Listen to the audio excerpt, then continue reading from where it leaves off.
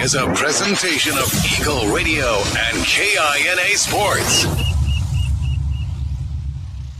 Trojan basketball is on the air. This is Countdown to Tip-Off for Southeast of Saline basketball on KINA Sports. Coming up, you're going to get a full preview of area games, analysis on this matchup, and keys to a Trojan win. Now let's head to the gym for Countdown to Tip-Off right here on KINA.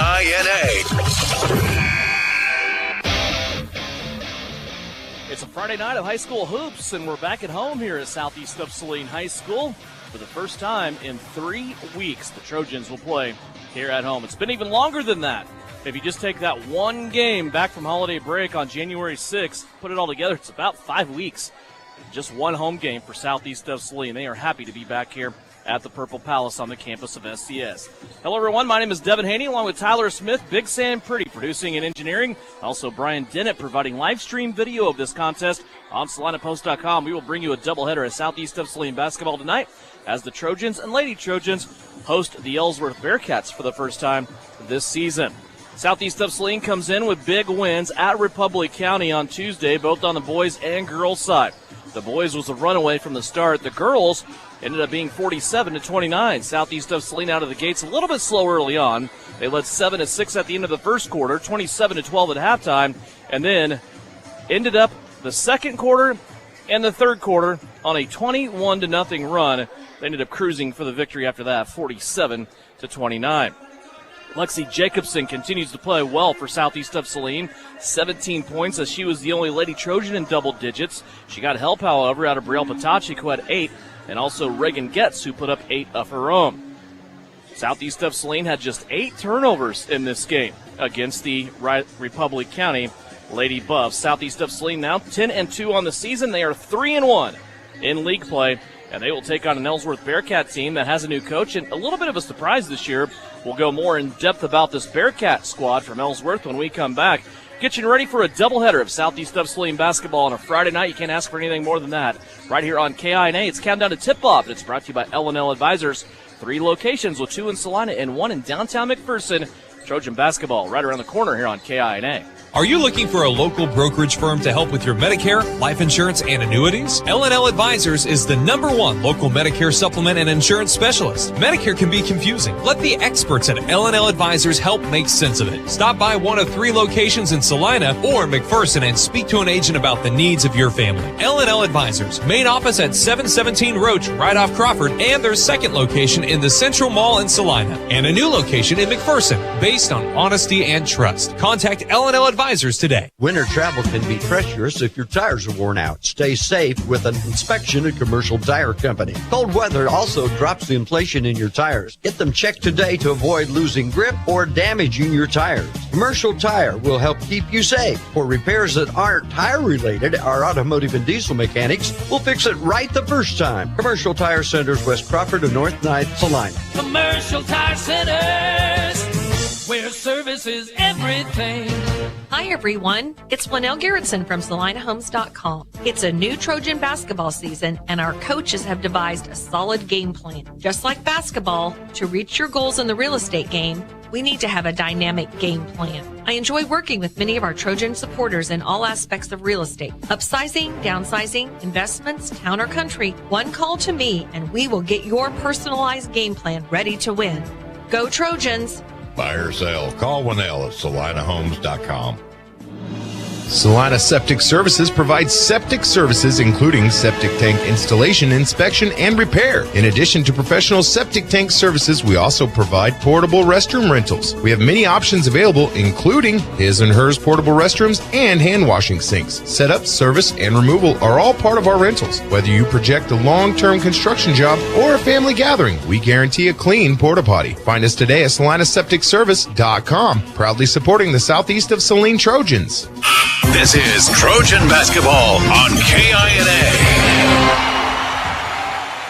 Back here at the home gym for Southeast of Saline's Trojans, Devin Haney along with Tyler Smith. We're about 6 minutes away from the start of this one. Countdown to Tip-Off is brought to you by L&L Advisors. Again, live stream video when these contests start.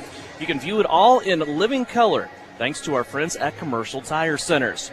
Ellsworth Bearcats coming in, and this is maybe a little bit of a surprise team on both boys and girls sides in the NCAA this year. Ellsworth right there in the thick of things as far as the NCAA standings. Right now, when you look at those standings, you have Minneapolis, Southeast of Saline, and Ellsworth all at the top of the league standings, all with one loss.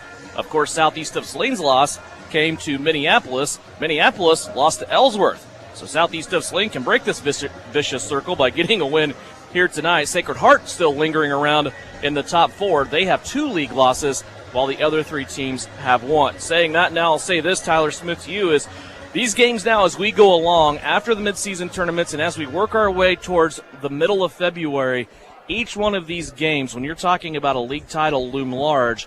Also, you have the big picture in the back of your mind of sub-state standings and how a tight sub-state seeding may be affected on any single given night.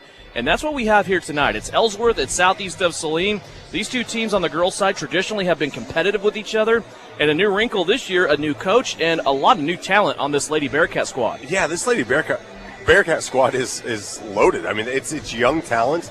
And if you know anything about Ellsworth Lady Bearcats or Ellsworth as a whole, their families run through there. And you look at the Davis family, and that might be one of the most talented families the state of Kansas has seen in the last decade, with where those kids have gone. But Ellsworth, they've jumped on to the scene.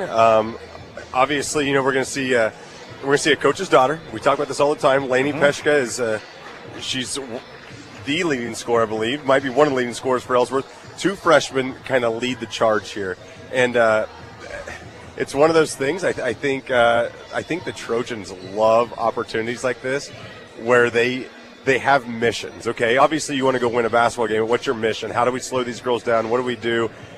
It's a lot like Southeast Saline was a couple years ago. It's a young team. They can go off at any point. Yeah. Like this Ellsworth team, we've seen it. We've seen what they can do to Minneapolis when things are clicking, things are well. But when you're young, you're not always consistent. And then we see all of a sudden they get blown out of the water. They get blown out by Sacred Heart. So consistency is key for any young team. And I think Southeast Saline tonight is just really excited for this matchup. Okay, we got a team that's at the top of the league with us. Let's flex. Let's see what we can give them. Yeah, and I think, right away when you have a loss to Minneapolis when you're Southeast of Saline, but then you look at Minneapolis' record and you see that Ellsworth beat them, that raises your attention right away. But then it's the inconsistency that you just talked about of a young squad. Sometimes it's a roller coaster ride, and it can be a really, really fun one, and sometimes a really, really depressing one on any given night. And that's what happened when they played Sacred Heart. The Lady Knights played well in that game, and they were able to get the victory. So not really sure what we're going to get, what version of this Ellsworth team we're going to get.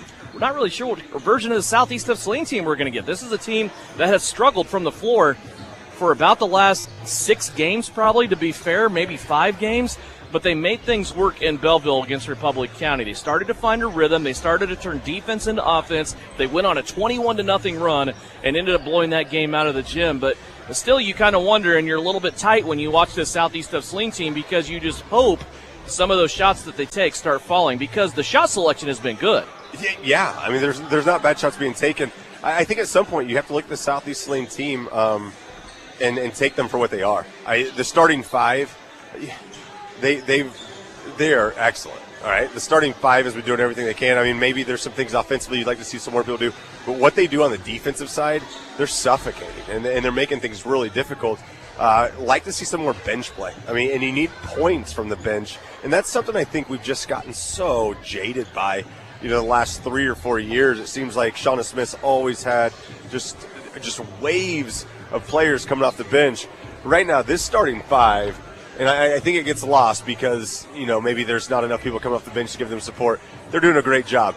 Now it's the Zerpaloos, the Roars, the Pearsons.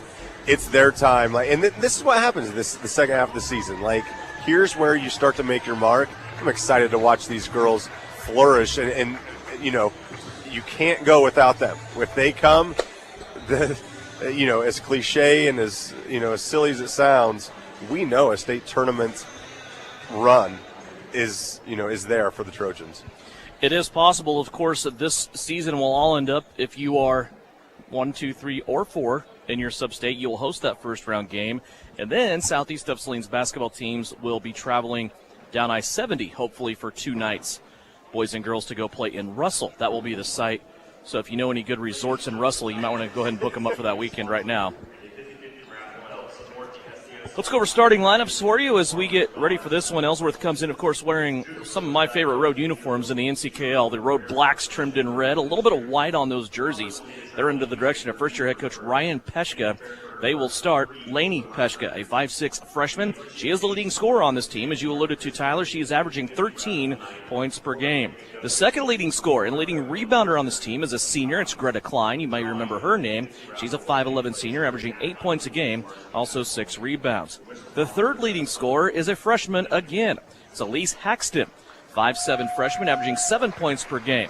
They will be accompanied in the starting lineup by a couple of juniors. Peyton Tenbrink, 5'7" junior, averaging 4 points a game, and Isabel Lindsley, averaging 3 points a game. She is a 5'11" junior. So some height on this Ellsworth team, not just one, but 2 girls standing just shy of 6 foot tall at 5'11". We know the story on Southeast of Saline. That could propose some challenges, or it can make Lexi Jacobson go crazy tonight. Let's go over the starting lineup for Southeast of Saline. They come in 10-2 on the season. They're 3-1 in the NCAA after their victory on Tuesday under the direction of Shauna Smith, assisted by Steve Reedy. Brielle Potacek, the 5'4" junior, averaging 7.5 points per game, 2 rebounds, and 2 assists. Also in the starting lineup, Lexi Jacobson. She has been on fire as of late. The 5'7" junior is averaging over 12 points a game, 5.5 rebounds, and an assist per contest. She was the leading scorer for Southeast of Saline on Tuesday in Belleville with 17 points. Maddie Harris, the 5'5" junior, averaging 6.5 points per game, also 3.5 rebounds, 3.5 assists. Maddie leads this team in assists and steals. Then the 2 seniors, Reagan Getz, a 5'9" senior, averaging 12 points a game, 2.5 rebounds, and an assist. And Avery Castleman, a 5'8" senior, averaging 4.5 points, 3 rebounds, and 2.5 assists per contest. Southeast of Saline so far on the season, on average, they are beating their opponents by 12 points a game. The average just a little over 48 points a game while giving up about 36 points per contest. Starting lineups being introduced right now. We've seen Lainey Peshka come out, also Brielle Potacek. And really, again, this is a big game in the NCAA standings. When you look at the girls' side of things, Southeast has a couple of big ones coming up. This one here tonight against Ellsworth. We mentioned both of these teams have 1 league loss, tied with Minneapolis atop of the league standings. Then Southeast of Saline will turn around. They'll be back at home for back-to-back road games on Tuesday of next week to take on Sacred Heart. Sacred Heart right there in the top 4. They are the only team in the league with 2 league losses. And then Southeast will step out of league play 1 week from tonight on Friday and go visit Chapman.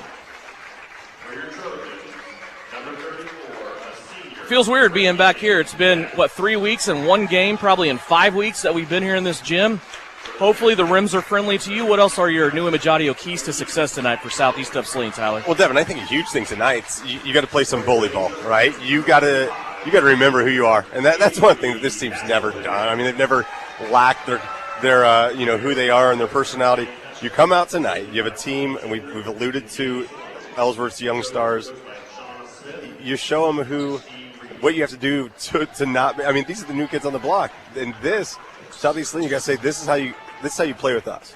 I want to see defense take over, and defense. You got to see easy buckets, though. You got to penetrate. You got to make sure that you're getting easy buckets, not settling for that outside shot. But then, like you said, and I think that's something maybe we've lost a little bit, with the shooting touch. Like you said, it's been 20 days since we've been in the Purple Palace. Like all of a sudden, it's home cooking. Everything's fine. Let's see what happens. We're back home. Everything's comfortable. Let's see if we can get everything flowing tonight. Not a lot of other games in the area going on tonight. Some that we'll keep an eye on for you. Hillsboro is at Minneapolis. Sacred Heart is at Hutch Trinity. And Abilene is in Hayes to play TMP. Lexi Jacobson in the center circle. She will jump it up with senior Greta Klein for Ellsworth. Ellsworth wearing their black jerseys trimmed in red and white. Southeast of Saline in their home whites trimmed in purple. The ball is up. It's really a tie for the tip, but the ball goes into the backcourt to the Ellsworth Bearcats, where it is controlled here by the visitors from down the road in Ellsworth. Elise Haxton will start the lineup. She'll fire the basketball off the left-hand side to Peyton Tenbrink. Looking inside, a long stare at Greta Klein. Here's a ball that is blocked away by Avery Castleman and taken away. Avery up the left-hand side of the floor. Bounce pass from Brielle Potacek down to Jacobson. Now back out to Castleman. Southeast of Saline on a drive. In between two defenders. Reagan gets left that finger roll long. And the rebound taken in down low by Greta Klein. Devin, I love it early on right away that Getz is attacking that zone. It's a tough shot, and Getz is so good taking those 2 steps. It's a little Euro step. An open shot. There's a little bit of it was contested, but you want to see Reagan attack. That's exactly what Southeast needs tonight. Switching man-to-man defense here for Southeast of Saline with the basketball. It is Kylan Turnipseed, a 5'7" junior.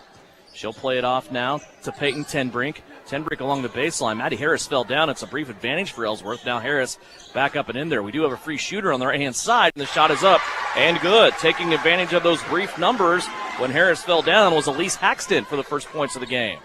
Yeah, and Haxton from about 15 feet right there. Nice little jump shot. And again, second leading scorer on the team. That's somebody you got to be aware of. But like you said, it was a defensive, there's miscommunications. People fell.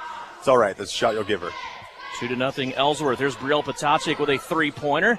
Just a shade right top of the circle. Lexi Jacobson got the rebound, had a shot at it, but Klein was there to bother the putback, and here comes Ellsworth back the other way.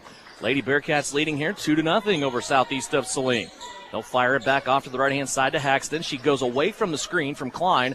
Now pulls up along the baseline for 2. That is no good. Potacek with the rebound. Here comes Brielle. Long pass, left-hand side. Goes to Castleman. Avery all the way to the cup on the block.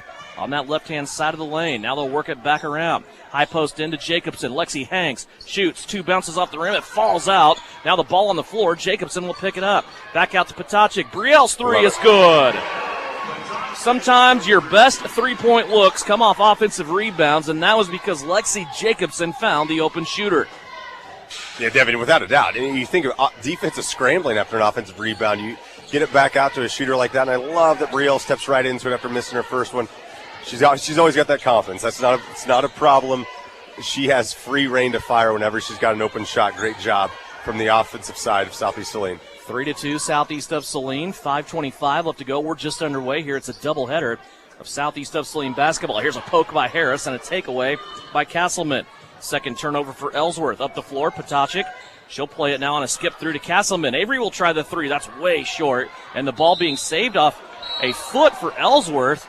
And they're going to say that ball had already qualified being out of bounds. It will be Ellsworth basketball. A good hustle there by Maddie Harris. Yeah, great hustle from Harris. Harris did step on the baseline as she jumped out, but Harris is so athletic. She makes that play, and it makes everybody that didn't see the foot think, it's a great play. But again, great hustle from Harris going after that offensive board. Castleman and Getz check out for Southeast of Saline. It's Abigail Pearson and Addison Rohr into the game for Southeast. Here's Peyton Coonrod, who just checked in for Ellsworth. She's driving to the basket, and a foul here called against Brielle Potacek. First foul of the game.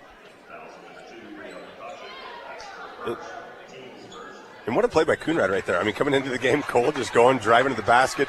One of those tough fouls, but there's things. I mean, if you're going to call that foul early, it's perfectly fine. You can adjust defensively. It looks like Brielle just got caught. Maybe slapping at the ball, maybe got a little bit of hand there. Ryan Ohl, another one of those tall bodies for Ellsworth, has checked into the game. She's 5'11". This Ellsworth squad can go either in the starters or the bench and go 5'11" 3 times. Also a couple of 5'10" players. And just as I say that, one of the 5'11" players, Greta Klein, turns and scores from 2. 4-3, Ellsworth leading Southeast of Saline by 1. Potacek has it, now fires a long pass, left-hand side of the offense to Pearson. Pearson gets herself in trouble a little bit. Now plays it back out, ends up with Maddie Harris. Harris looking at that 3-2 zone. Open to Pearson. Three-pointer on the way. She drains it. Abigail Pearson with a three-pointer. 6-4, Southeast leading by 2. Devin, obviously, it's great to see the freshman do that, but it's one of the few times I've seen her shoot a 3 where everything was in rhythm. It seems like she's rushed so many things, the last couple of games. Caught it, got it in rhythm, set the feet, dead on from 20. Great job from Abba. How often do you see a pass like that? Here's a near steal by Jacobson, and it goes out of bounds as she hits the deck. How often do you see a shot like that go in, but really what set it up and what made it successful was the pass? Yeah, it was everything that was moving around before that because Abigail had the ball earlier. All of a sudden, a couple of passes, you get the defense shifted over, wide open shot. Great job from the entire offense again. Hole gets it inside. She's going to kick it out to Haxton. Now a three-pointer that is put up. That's no good. Haxton, though, gets her own rebound. She'll play it back out in the perimeter area to freshman Lainey Peshka.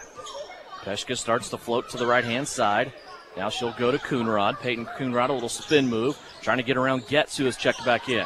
Getz now reaching in. She knew she was going to get a foul, and then the backside of that Southeast defense falls asleep, and it's Haxton sneaking in, getting two. Yeah, the instincts right there from Haxton to understand what was going on. Defense was occupied on the other side. Great drive right there from the freshman and great finish. 6-6 our score. Castleman with it in the corner. They'll play it around now to Pearson. Near steal by Ellsworth. Harris steps in now. She'll unleash a 17-footer, no good. Pearson with the rebound. Her 15-footer won't go. Now the ball caroms off the rim and lands into no man's land, where it's going to be picked up by Lexi West for the Ellsworth Bearcats. 3:05 left to go, opening quarter. 6-6 is our score. Peshka dragging Harris out. Now she wants to blow right by her. Harris, though, in recovery mode. Got a little bit of help there from Addison Rohr. High post now. They play it to Ryan Old. She'll kick it out to Peshka on the far side. And now a pass that is airmailed, looking down low for Lexi West. That'll be the third turnover for Ellsworth here in this quarter. And you just see it right there. It's the defensive rotation. Here's what's going to happen. There's going to be a lot of pressure on Peshka, a lot of pressure on Haxton. It's going to see what can the upperclassmen of Ellsworth do to Southeast Saline. You're going to make sure those freshmen don't beat you. And I think that's going to be the recipe for success if you can do it for Southeast Saline. Skip pass over the top of the defense. Castleman open, declines the three. Now they play it back around to Reagan Getz on the opposite side of the floor. Now it'll come back to Avery on the left-hand side. Top of the court, Key. Potacek with the three. That hit the front of the rim. I thought I was going to crawl in. Now the scrum for the rebound, controlled by Pearson, and a foul will be called here on Ellsworth. How about Pearson in there taking control of the board? And again, let's get rid of Abigail's three that she made. What she's doing right now on the offensive boards, what she's doing down there, just the ugly things, the little things that we saw at the beginning of the season. This is the Abigail Pearson you need if you're going to have that continued success for Southeast Saline. Here's the inbounds. Look for it to come back to Brielle. Getz is going to drive, though, and lose the basketball. First turnover for Southeast of Saline. Here comes Peshka with it. Middle of the floor. Now she floats off to the right-hand side. Approaching the 2-minute mark of the first quarter. Here's a steal by Pearson. Abba in the middle of the floor. 2-on-2 break. All the way to the cup after she split defenders. Can't get the layup to go. Castleman with the rebound, then knocked to the ground. And it'll be a foul on Ellsworth. And I love that Abigail took that all the way to the bucket. She's kind of wrong-footed, had a lot of people pressuring her. It was kind of one of those awkward shots. But the pass wasn't there to Avery on the other side. Just attack, do exactly that. You'll see a lot of times an offensive rebound's pretty easy to get, and Avery got the offensive rebound, tried to go back up, got fouled. But again, I love that attack mode from Abigail Pearson right now. Here's Potacek on the inbounds. Look, it could end up back with her opposite side. It does. Three-pointer on the way. Rattles in and out, no good. Gets touched the rebound to Pearson. Pearson's put back won't go down. And Southeast of Saline continuing to lead points at the rim. Still remains 6-6. Devin, eventually these shots are going to go. The shot chart right now is just littered with missed shots in the paint. You're not unhappy by any means if you're Coach Smith or any of the Trojans. Those shots will fall. You're not only getting them from your offense, but you're also getting them from offensive rebounds. Again, good defensive pressure. Abigail Pearson turns Ellsworth over. Empty circles on that shot chart. Nobody likes to see those. No. But it means you're getting the ball where you want it. Harris will check in. Castleman out.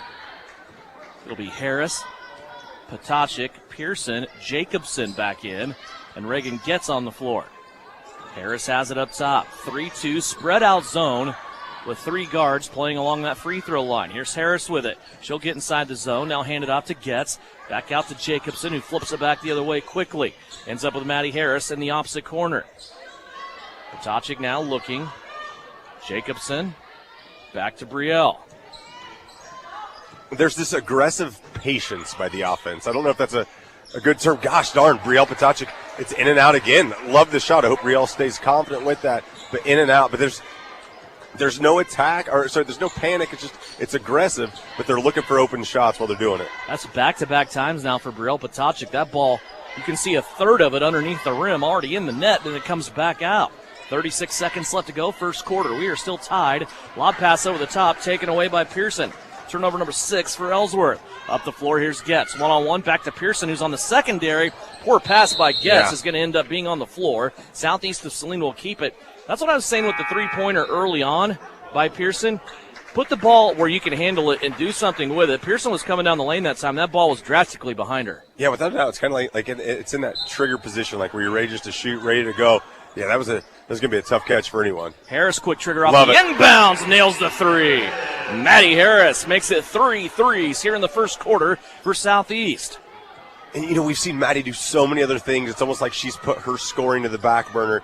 But when she gets a wide-open shot, she knows what to do with it. Great hit by Maddie Harris. Clock down to 5. Ellsworth with the ball. They trail by 3 after that three-pointer from Harris. Bearcats will have to shoot it from 5 feet behind the line, and it goes off to the right-hand side. No good. Southeast of Saline will lead it 9-6 at the end of the first quarter. They have 3 threes to their credit on the offensive side, and they lead it by 3 at the end of 1. You're listening on KINA and watching on live stream video, courtesy of Commercial Tire Centers. Frisbee Construction is a service organization for the commercial grain industry dedicated to giving you the best in planning, the best in quality, and the best of workmanship, and overall the best value for your dollar since 1949. Frisbee Construction specializes in new construction as well as remodel and repair of grain handling facilities throughout the Midwest. Frisbee Construction Company in Gypsum has emergency crews available as needed. For more information, go to frisbeeinc.com. Winter travel can be treacherous if your tires are worn out. Stay safe with an inspection at Commercial Tire Company. Cold weather also drops the inflation in your tires. Get them checked today to avoid losing grip or damaging your tires. Commercial Tire will help keep you safe. For repairs that aren't tire-related, our automotive and diesel mechanics will fix it right the first time. Commercial Tire Centers, West Crawford and North 9th, Saline. Commercial Tire Centers, where service is everything. You're listening to Southeast of Saline Hoops on KINA. Devin Haney, Tyler Smith back here at Southeast of Saline. Lady Trojans leading Ellsworth as we enter the second quarter. Ellsworth has the basketball. It's a 3-point game. Here's a steal by Lexi Jacobson. Off to Avery Castleman. Castleman will take the defense to the hole. Foul on the floor will be the third team foul against the Bearcats after turnover number 7. Yeah, nice little 1-3-1 to start off the second quarter. I'm just kind of throw something different at you. Immediate turnover. Great job to get the basketball back from the Trojans. That foul will go against Kylan Turnipseed. Southeast of Saline working offense. Here's Getz on the drive. Probably should have got a foul call there. Lots of contact. She will get it on the second attempt, though, and this will go against Greta Klein, her first. And, Devin, that's something that Avery can do, I think, better than anybody else on the court right now. That Reagan can do. She can attack, and she can attack strongly enough that she can, absorb contact and get the shot up, and that's something she's got to add to her game more consistently to see this offense kind of become more of a consistent thing. First free throw splashes home for Reagan Getz. She will get the second. Shooting foul on the floor. And we've alluded to her free throw shooting. I mean, we've talked about what she did at the Sterling Invitational. Her at the free throw line is a plus situation for Southeast Saline. 16 of 20 in her last 2 games at the line. Made both of those. It's 11-6. Southeast of Saline, biggest lead of this early game. Now a poke by Castleman and a takeaway by Patochik. She's running all by herself, along with Lexi Jacobson, and that left-handed layup is good. Ryan Peshka having bad feelings about his team right now as Southeast of Saline has put together a big 7-0 run. 13-6 is our score. A full timeout. We'll step aside. 7:07 left to go here in the second quarter. Lady Trojan basketball is on KINA. Whether on the field, court, or in the operating room, experience matters. A coach loves an experienced team just like a patient values an experienced doctor. Salina Ortho has ABOS board-certified physicians with over 40 years of orthopedic service. If you need help staying active or just want to discuss options regarding the newest techniques and services and specialties that Salina Ortho provides, see one of our trusted physicians or visit salinaortho.com. Salina Ortho, your voice, your choice, past, present, and future.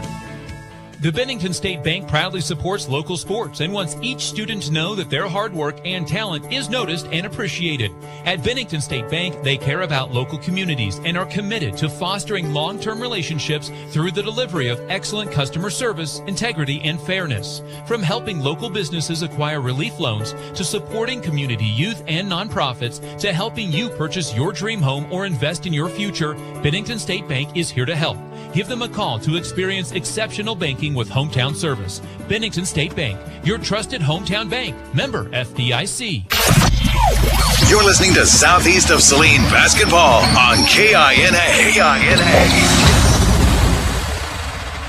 Full court pressure out of the timeout for Southeast of Saline, trying to make things not get any easier for this Ellsworth squad, but the Bearcats get it across, and now will attempt to set their offense. A 7-0 run here for Southeast of Saline. 6:49 left to play here before halftime.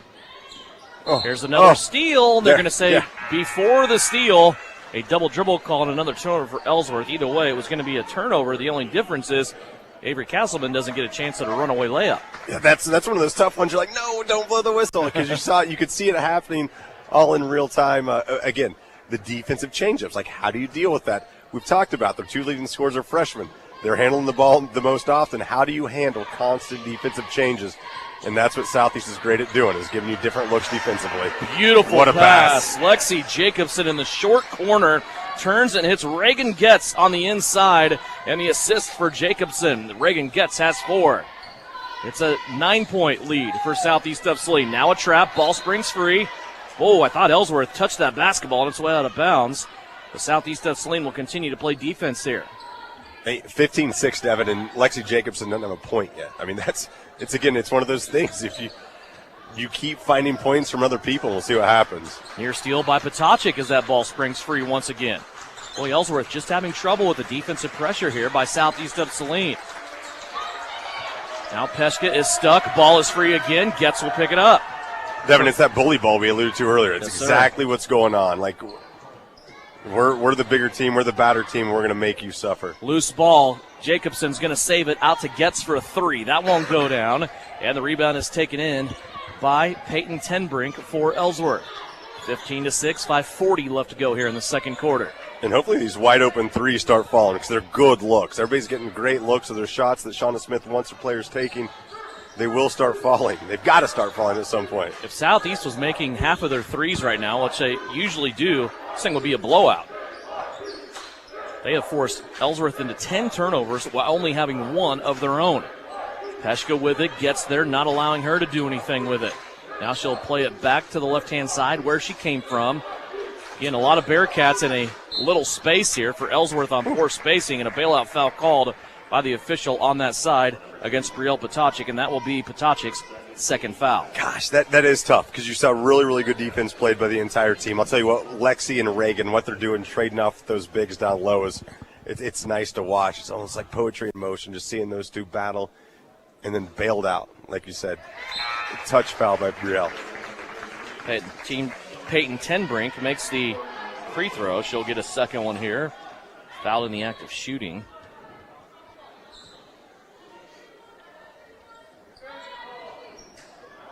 That was a 9-0 run for Southeast of Saline. Stopped by a single free throw. Back to the other end. Here comes Emma Zerflu on the right-hand side of the basket. She checked in for Potocik, who went to the bench with 2 fouls. Here is Harris for 3. That won't go. Put back by Jacobson, and Lexi's on the board. 2 points for Lexi Jacobson, a 10-point Southeast lead. When we saw 2 rebounds, we saw a defensive rebound from Lexi over here where she out-jumped everybody. And the exact same thing on the offensive side. She's finally rewarded with a bucket. It's just a great job from Lexi. 1-3-1 defense here being applied by Southeast of Saline. Ellsworth trying to attack that with 1 guard in the center of the floor. Here's a steal. Jacobson. Back the other way. Harris. Back to Lexi. And a collision. No way. And they're going to call an offensive foul as the Ellsworth player was falling down. My goodness. It's a tough call. It's a very advantageous call for Ellsworth. You could tell a lot of their fans were just as excited and surprised by the call as everybody else was. Hey, but great job from Lexi. Gets the steal, gets the ball back, attacks the bucket. Things like that happen. It's just the first foul on somebody other than Brielle Potocik for Southeast of Saline. Here's a 3 by Ellsworth. No good. Jacobson with the rebound. Harris wants to push things up the floor to Pearson. That sped ABBA up too much, and ABBA had to throw it up at the basket. Nobody there for Southeast of Saline on the other side. Ellsworth back in transition going the other way. Here's a steal by Harris. It looked like went off the foot of Greta Klein, but it's going to stay with Ellsworth. Yeah, there's a lot going on. A lot of You can tell, 2 athletic teams, hey, they're going at it. Seems like the same officials had some pretty tough calls to make. Wouldn't wish that on anybody. Right. 17-7. Zerflu falls down. They bounce it inside, and Pearson's going to get whistled with the foul. This will send Elise Haxton to the free throw line. She scored the first basket of the game. She'll go to the free throw line with 4 points, looking at 2 free throws here. Yeah, and that foul on Pearson, you can see Coach Smith is talking about right now. A lot of those times, it's what does it look like? I mean, maybe you get the basketball, maybe you get an arm, it doesn't matter. From here, that looked like a foul. It just looked awkward. It looked like Abba's hand was kind of down, as we saw Haxton go up. Unfortunately, in the game of basketball, if it looks like a foul, it's going to be called a foul. Haxton makes the first free throw. Second free throw coming up, and it is also good. Elise Haxton has a half a dozen to lead the Bearcats. 17-9 our score at Castleman. Nobody picked her up. She's going to step into the 15-foot mark and nail the elbow jumper. Avery Castleman for 2. Hey, Castleman in transition is so deadly from 15 feet. I almost think she prefers 15 feet than she does a layup. And if you're going to leave her open, she's going to do that all night. Here's a step-back 3 that is good by Elise Haxton. 5 points in the quarter, 9 for the game. She's making this now a 7-point game. 19-12, 3:18 left to go here in the second quarter.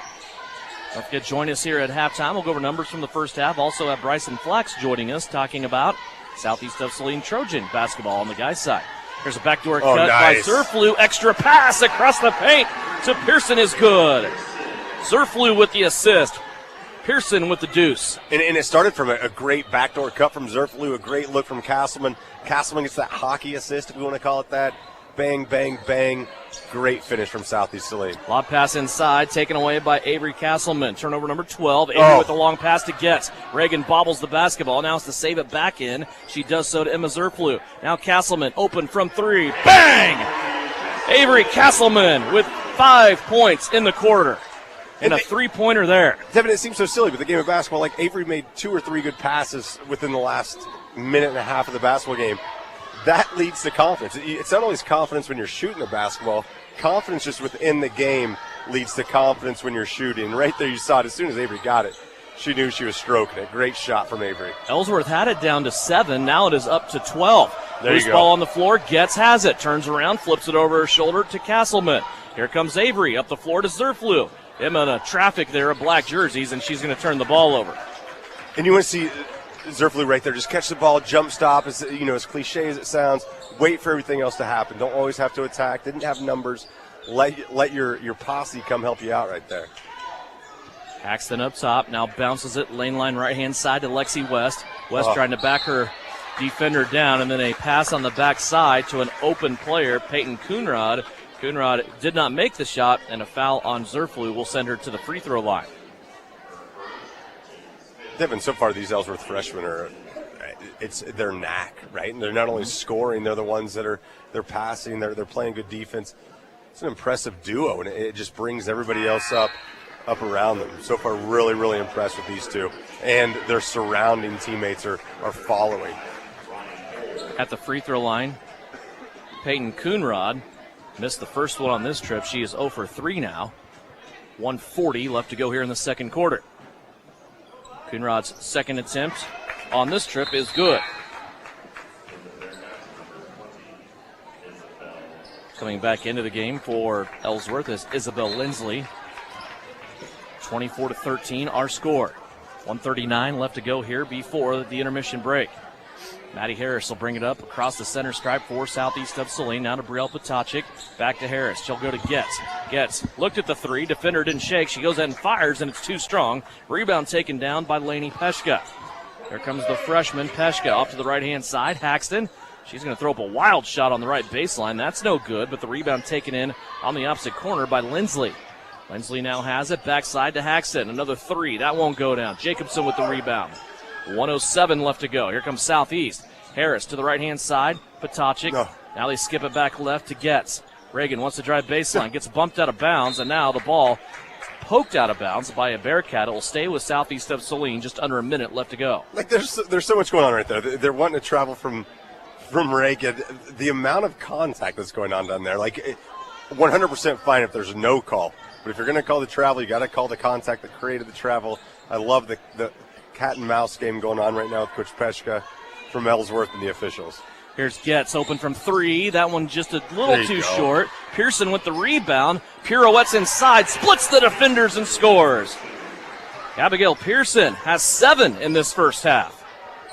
And Devin, this is the Abigail Pearson that's going to create issues for other teams. Absolute issues. What do you do with her? I mean, she's guarding a big right now. I mean, she's on 5'11" junior Ole, and she's giving her everything she can handle. And Ole can't guard. You can't handle Abigail down low because Abigail's too quick for you. So it's always one of those mismatch problems that she's going to create. That's the rule of thumb, though, with a lot of these Southeast of Saline girls, as we're down to 7 seconds left. You can't guard them with the same people they're guarding. Here's a runner at the buzzer. Peshka is going to make it. Lainey Peshka, the freshman, and the leading scorer for Ellsworth, gets her first basket of the half with 2 seconds left to go, and we are at halftime. 26-13. It's a big quarter for Southeast of Saline. Excuse me, it's 26-15 after that last basket. Southeast of Saline will go to the locker room, leading by 11 when we come back on the Knopf Auto and Truck Accessories halftime show. We'll have numbers from the first half. We'll also talk to Bryson Flax. It's coming up right around the corner. Lady Trojans from Southeast leading it here at the break, 26-15 on KINA. Knopf Auto and Truck Accessories. Everything to bling out your ride in one place, including top quality lift kits, wheels and tires, bumpers, Jeep accessories, fender flares, bed covers, bed liners, step bars, even custom painting. Knopf Auto is the and soil dealer and has many synthetics and filters in stock. Visit Knopf Auto on Facebook for specials, great ideas, and let them make your truck stick out in a crowd.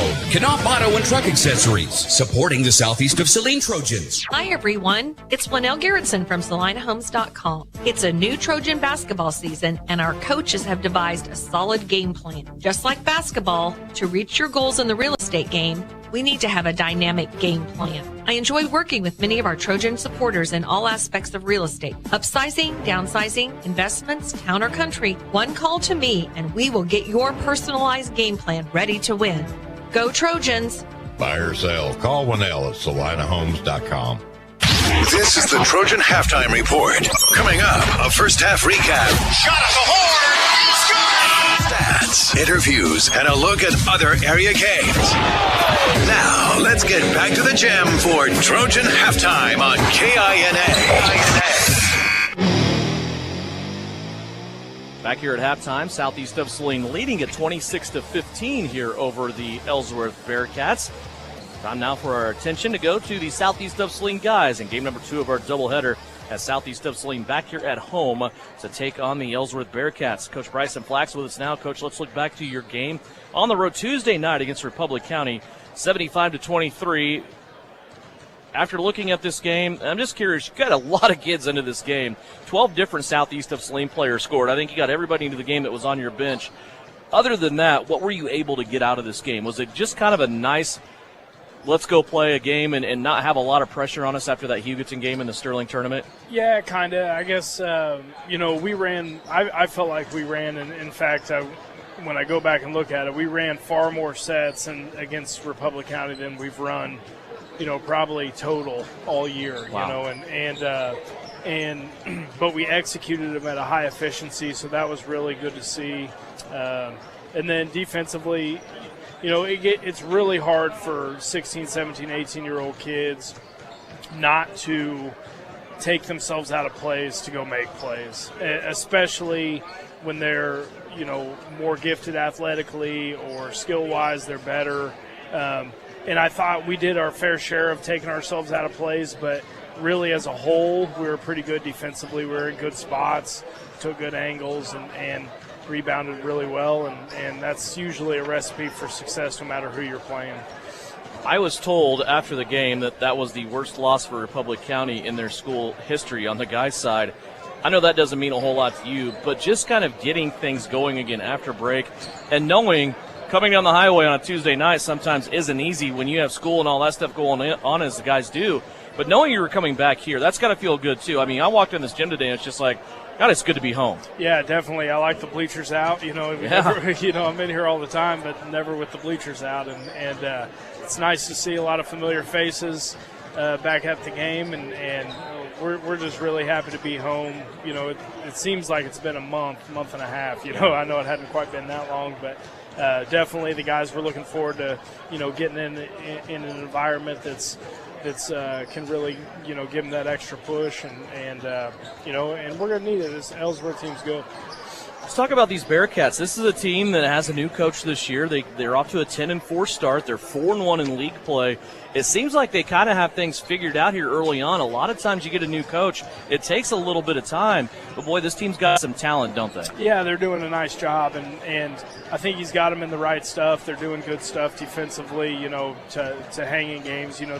They would much rather play in the 40s and low 50s, where we'd rather be in the, mid to high 60s, low 70s on an ideal night. And so that, with that, is a challenge in itself, but offensively they can score it. Cravens will lead the way, and he'll get others involved. He'll get people going, and but if you let him go, he's going to get his own also. And so we got to be good defensively, be sound, but I think we can pressure him a little bit, and that's what we're going to look to do. When you talk about tempo, I know it's easy that when you get the basketball in your hands, whether it be a long rebound or you take a rebound and make a long outlet, get it up the floor quickly and get into your offense, or look for those early first buckets on the initial push. That's one thing. You can do that. You have control over that. But does it depend on your defense, too, and kind of getting some of those turnovers and some of those tip balls and making them take long shots to get the long rebound to force that tempo up as well? Yeah, definitely. And it's the long game, right? It's not we're not worried about, turning them over in the first quarter, but then as the game progresses, fatigue starts to step in, and then passes aren't as crisp, and we can get fingertips on them and get deflections and do that kind of thing. But to push the pace on a team that plays zone and likes to walk the ball up, obviously we'll get after them full court, but we got to hit shots. We got to hit shots and make them feel like they need to press a little bit, and maybe get out of the zone a little bit and get out of their comfort zone. And so, that's what we got to look to do. Easier said than done, but, right. We're usually up for that challenge. It's a big 7 days for you. You have Ellsworth here tonight. They're right there with you as far as the league standings go. Turn around, you play Sacred Heart back here at home on Tuesday. That's always an interesting contest. You've kind of held that key here as of recent history, but we know how that game usually goes. And then Friday, a week from tonight, we're back on the road, take the short trip to play a 4A school in Chapman. It's a big 7 days for you. What do you want to see out of your guys most tonight? Tonight I want to see us, stick to what we're trying to do and not go away from that.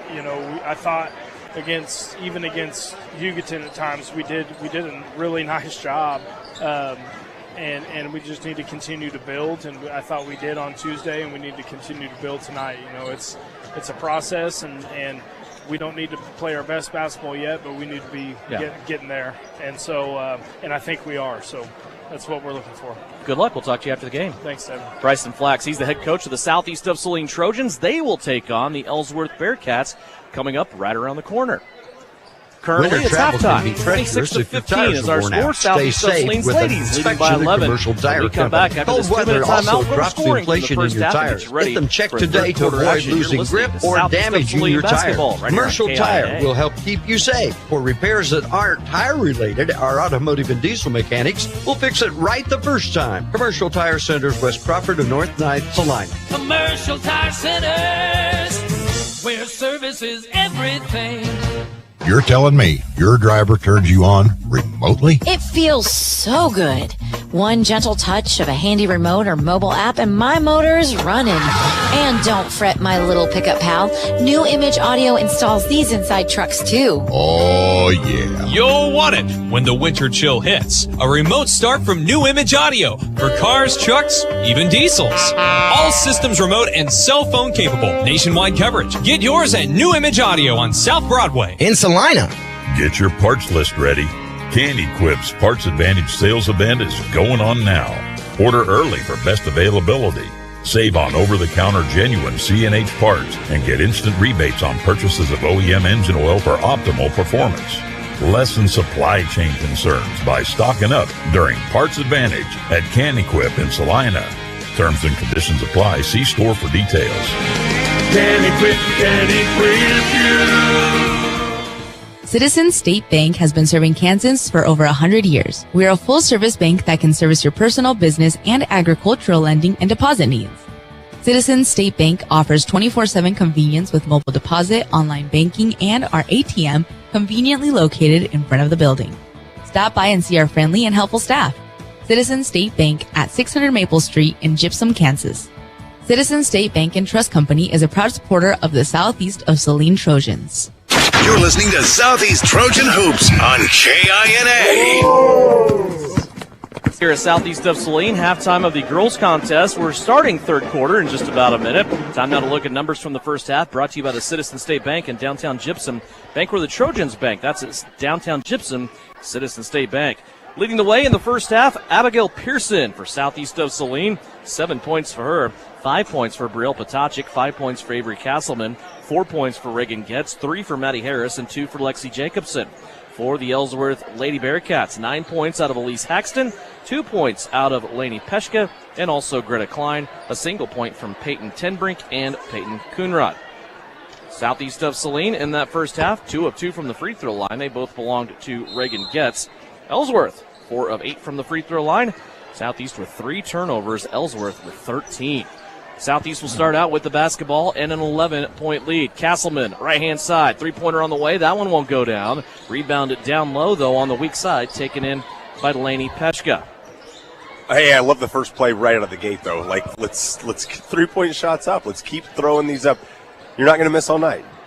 That's the only thing right now that's not going well for Southeast Saline is their shooting percentage from the 3-point line. Agreed. Here is a drive by Ellsworth. That comes up short, no good. Southeast back the other way. Down low. Reagan gets with it. That was partially deflected and taken away by the Bearcats. And we see Reagan get really good position down there. You got to either go up to the left hand or hesitate a little bit to draw that contact. If you go straight up, you're not going to get the call. Nice little finish right there from Greta Klein. But Reagan's got to feel that pressure, either, pump fake, get the flow, get the body, or go up to the left hand.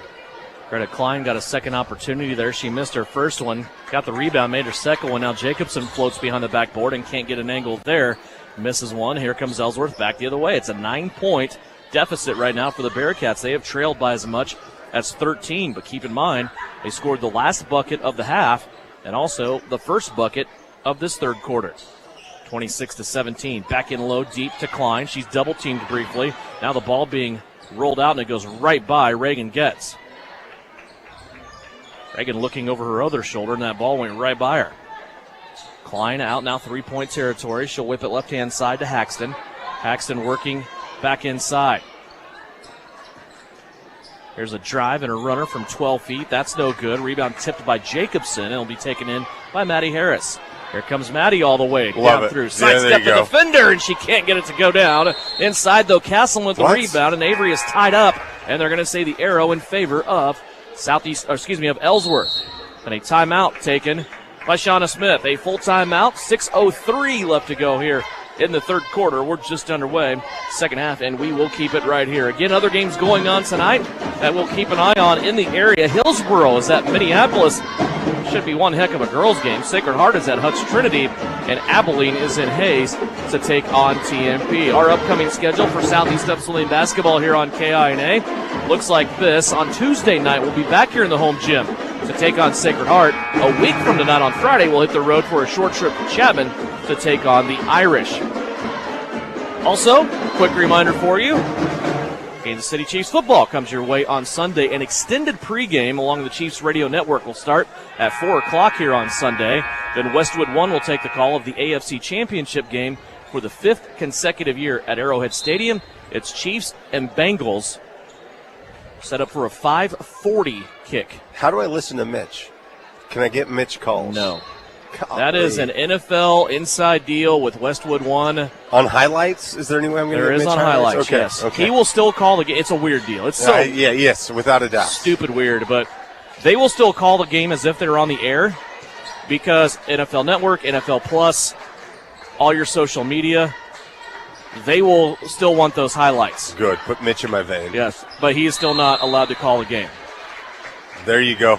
By the way, putting in my vein, Abigail Pearson diving on the ball, diving on the floor for a loose ball. Abba's she's reemerged. It's the Abigail Pearson that we saw in the first 2 or 3 games of the season. She's back. Put it this way. We went to state last year, boys and girls, right? We cover the games all year here on KINA and also Salina Post, and then we get the state tournament. We're You're told exactly we can't. right. It's kind of like that. I mean, we can still call the games on the radio, but they won't let us do video at the state tournament right now. 26-17. Here's a deflection and a takeaway by Ellsworth as they came out of that full timeout, and we are still at a stalemate. Southeast of Saline still looking for their first points here of this third quarter. Ellsworth has 1 basket. They paired that with the last basket of the second quarter. Good defense here by Southeast of Saline. Still playing man-to-man. Ellsworth has seen a couple of different defenses out of the Lady Trojans tonight. They've seen man-to-man. They've seen the 1-3-1 zone. They've seen the full court pressure. They've seen Abba Pearson diving on the floor, taking possessions away. And now Brielle Potacik looking for Jacobson up the floor. Loses the basketball. 2 teams exchange turnovers there. Yeah, and again, Pearson really good on the floor. And look at Brielle. Thought she had a small window to get the ball up. Nice little left-handed pass. Just good defense from Ellsworth. Here's a backdoor cut by Kylan Turnipseed, and they're going to call this an offensive foul. Ellsworth doesn't like it, but it's about the same call that went against Southeast early on. Devin, I would agree 100%. I thought that was the wrong call, and I thought the one earlier that Southeast Saline got called for, Lexi got called for, was the wrong call as well. And that's why we don't yell from up here. Yeah, you just hope they We've all done even this out, long right? enough. They even out. Yeah, exactly. It doesn't matter if they're good, bad, or indifferent. You just hope they all even out at the end, and you have an even score on that deal. 26-17. See if Southeast can get on the board here. They are shadowing, face guarding, almost, Brielle Potacik. Here's Reagan Getz taking a 3, and she will say, I'll use that open space for good use. Reagan Getz now with 7. Future Coyote going to K-Dub, getting the first bucket of the second half. Back to a 12-point Southeast lead. And I see 0 problems with face guarding someone like Brielle, because if Brielle gets hot from the outside, she's in trouble. But if that leaves open spots for someone like Reagan, you're in a lot of trouble. Ball on the floor. Jacobson comes out after it. Now Maddie Harris is going to get a cheap foul after Ryan Ohl saved that possession for Ellsworth. Harris is already committed and trying to get that ball away and get it up the floor to Lexi Jacobson, but she gets tagged with the foul for Maddie Harris. It's just her first. God, and you don't mind a foul like that. Nope. Like, normally you complain about fouls 40, 50 feet away from the bucket. That's a loose ball that Maddie Harris was fully committed to, like you said. Just love, I mean, it's sheer energy all the time from Maddie. You love to see it. And here's steal by Castleman. Boy, a big step there by Ellsworth. Doesn't matter, though. It's stolen away by Lexi Jacobson. Here comes Lexi up the floor to Castleman, now to Harris. Maddie surveying. She's watching a face guard situation here. Ryan at Tenbrink trying to take Brielle Potacik out of the game. There's a shot put up. That's no good by Southeast, and the rebound taken in by Ryan Ohl. Hey, my favorite thing after that Lexi Jacobson steal in the previous possession is Shauna Smith has got her arms up as big as she can, saying, slow down, slow down, slow down. I don't know if I've ever seen Lexi slow down before. Like, that's the first time we've seen her just slow down and let things happen. Here's an air ball by Ellsworth. They save it and goes out of bounds. I'm trying to make sense here. I'm just thinking, and not to take anything away from Brielle Potacik, I'm not sure if you're Ellsworth why you would want to face guard her at this point. She had 5 at halftime, not 15. She is not the team's leading scorer. I can see you might look at her and say she's a primary ball handler. We want to be disruptive. But then Maddie Harris takes over, and you're still fine. Yes, and now you're seeing a different, change in strategy from Ellsworth. But you're exactly right. Like that would fall right into Southeast's hands if that's what went on. Oh, nice play from Brielle. Jeez, golly, she just outjumped the whole court, and that ball went out of bounds on the opposite side. I can see it for a look or two to give a little bit of a change of pace, but that went on for 5 minutes of scoreboard time. I don't know. I'm always curious about those decisions. 2:30 left to go here in the third. 29-17 our score. And right back to the different defense. We're seeing a 1-3-1 from Southeast. Immediate timeout from Coach Petchka. He does not want anything going on like happened in the first half when Southeast Saline dropped back into that. 30-second timeout. We will take it. Ellsworth trailing Southeast of Saline 29-17. They want a 30 to talk about it here on KINA. The Southeast of Saline School District has a long-standing reputation for excellence. This excellence in public education has been a source of great pride and one of the factors contributing to the quality of life in our community. The Southeast of Saline Education Foundation works in partnership with the USD 306 School District and the community that it serves to maximize student potential, thereby creating a lasting legacy, not only for our children, but for our community. The Southeast of Saline Education Foundation salutes the Trojans sports program. Work hard, play hard. Good luck, Trojans, from Roselawn Memorial Park in Salina. To learn more, visit roselawnsalina.com.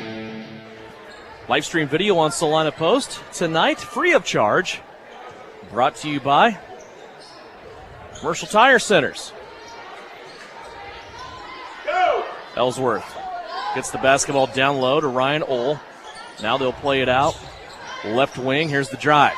Shot put up on the runner, that's no good. Abigail Pearson fighting for the basketball down low. Now has to fend her way up the court. Might be in a little bit of trouble here. Harris coming back to the basketball, but so was the Bearcat. It's knocked out of bounds by Ellsworth. It will stay with Southeast of Saline. Pearson and Harris will be unattended now as Ellsworth retreats everybody back here on defense. Yeah, it looked like Maddie might have got knocked in the eye or something. That she's kind of, scrunching the eyes together, blinking them a few times. Tough as nails. We talked about this before. She's a catcher. I mean, she doesn't come out of games. Like, she's just tough. She just fights through things. She'll be all right. Even with one eye, we'll take her. Mid-lane Jacobson, she goes flying in, knocks one off the board a little too strong, and then a rebounding foul will be called here against Southeast of Saline. They will get Pearson on this, and for Abba, that is her second. And that was kind of fun to watch. There was two players with really good positioning from Ellsworth, and Abba just is screaming after the basketball, knocks into two of them, then almost fall down. Abigail, she's got that motor going again. This is something we haven't seen. Like we've mentioned this a couple times, that motor is going. When Abigail's motor is going, watch out. 29-17. Nobody in this game in foul trouble. There is no one with more than 2 fouls. Here's Ohl down low, makes a move against Addison Rohr, and Ryan Ohl has scored her first basket of the game. 4-3 here in the quarter in favor of Ellsworth. They still trail by 10, 29-19. 1:14 to go. Here's a mid-lane jumper by Jacobson and a foul called that will send Lexi to the free throw line. Yeah, that's a tough call on Ohl, who just got in scoring the bucket on the other side, comes through in the zone. Looks like she might have got it clean, but again, it's one of those things that looks a little iffy. Lexi kind of rises up above her.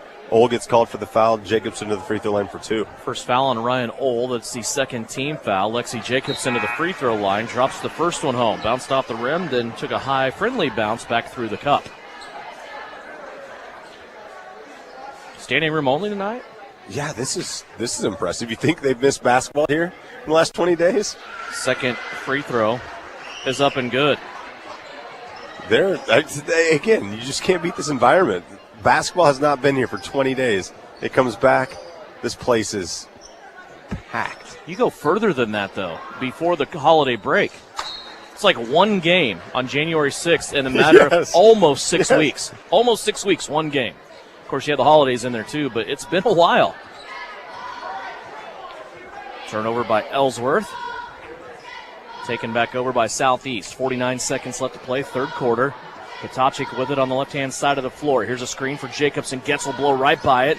Get up on the baseline, and a tough shot is good. Reagan Getz, 9 points for the senior. Up to a 14-point Southeast lead. She's so good when the ball gets bumped a little bit. You saw her drive baseline, ball's bumped. She still holds on to contact, goes up, strong finish from Getz. Now a offensive foul, a bad screen for Ryan Ohl, and it will go the other way. Southeast will have a crack at the last shot here. 26 seconds left to go. 18 turnovers for Ellsworth here through the first 3 quarters. Kotachik steps across the line with 19 seconds left on the clock. Trying to get the last shot of the third quarter here. Brielle comes around now, top of the circle. Getz being hounded defensively. Lost the ball momentarily. Now to Pearson. 8 seconds left. Pearson out top. Puts her foot on the accelerator. Bounces it off left-hand side. Brielle Kotachik for 3. That won't go down. Addison Rohr keeps it alive. And Pearson knocked to the ground. And they're not going to call anything here. The official went up with a fist. Heard as soon as he heard the horn blow, it went to an open hand, which goes from fist is foul, open hands violation. Crafty call from a veteran official. But yeah, it looked like Abigail drew a lot of contact there. That's an official that understands that this is a 14-point game right now. I don't know how else to say that. Into the third, 33-19. Southeast of Saline leads it here on KINA. Your husband is pretty handy to have around. He makes the world's best mac and cheese. He's in the Tickle Monster Hall of Fame. And he can teach anyone how to throw strikes. But a busted pipe and a basement full of water? Honey, I think we need a plumber. Is a little out of his league. That's where a homeowner's policy from Shelter Insurance comes in handy. We'll help get your house back in order and your husband back to what he does best. Hey Salina, come see us at the Kelly Kitchener Agency near the intersection of Cloud and Ohio. We want to be your Salina, Kansas insurance agent. Winter travel can be treacherous if your tires are worn out. Stay safe with an inspection at Commercial Tire Company. Cold weather also drops the inflation in your tires. Get them checked today to avoid losing grip or damaging your tires. Commercial Tire will help keep you safe. For repairs that aren't tire related, our automotive and diesel mechanics will fix it right the first time. Commercial Tire Centers, West Crawford and North 9th, Salina. Commercial Tire Centers, where service is everything. This is Trojan basketball on KINA. Back here to open the fourth quarter, and it didn't take long for Ellsworth to score as Laney Peshka gets a three-pointer. That's 5 now for the freshman. Only scored 4 points in the entire third quarter, but that will help keep it a little bit close here and draw it back to an 11-point lead. And Devin, this is one thing we talked about, like, it's the defense. You know, this is a 10-2 Southeast Saline Trojan basketball team. Why are they successful? It's the defense. This is a Bearcats team that's put up some points this season. Right now they're sitting at 22. You're not going to win a lot of games with 22 points entering the fourth quarter. Ryan Ohl inside has her shot blocked by Castleman, and they're going to call a foul. Goodness.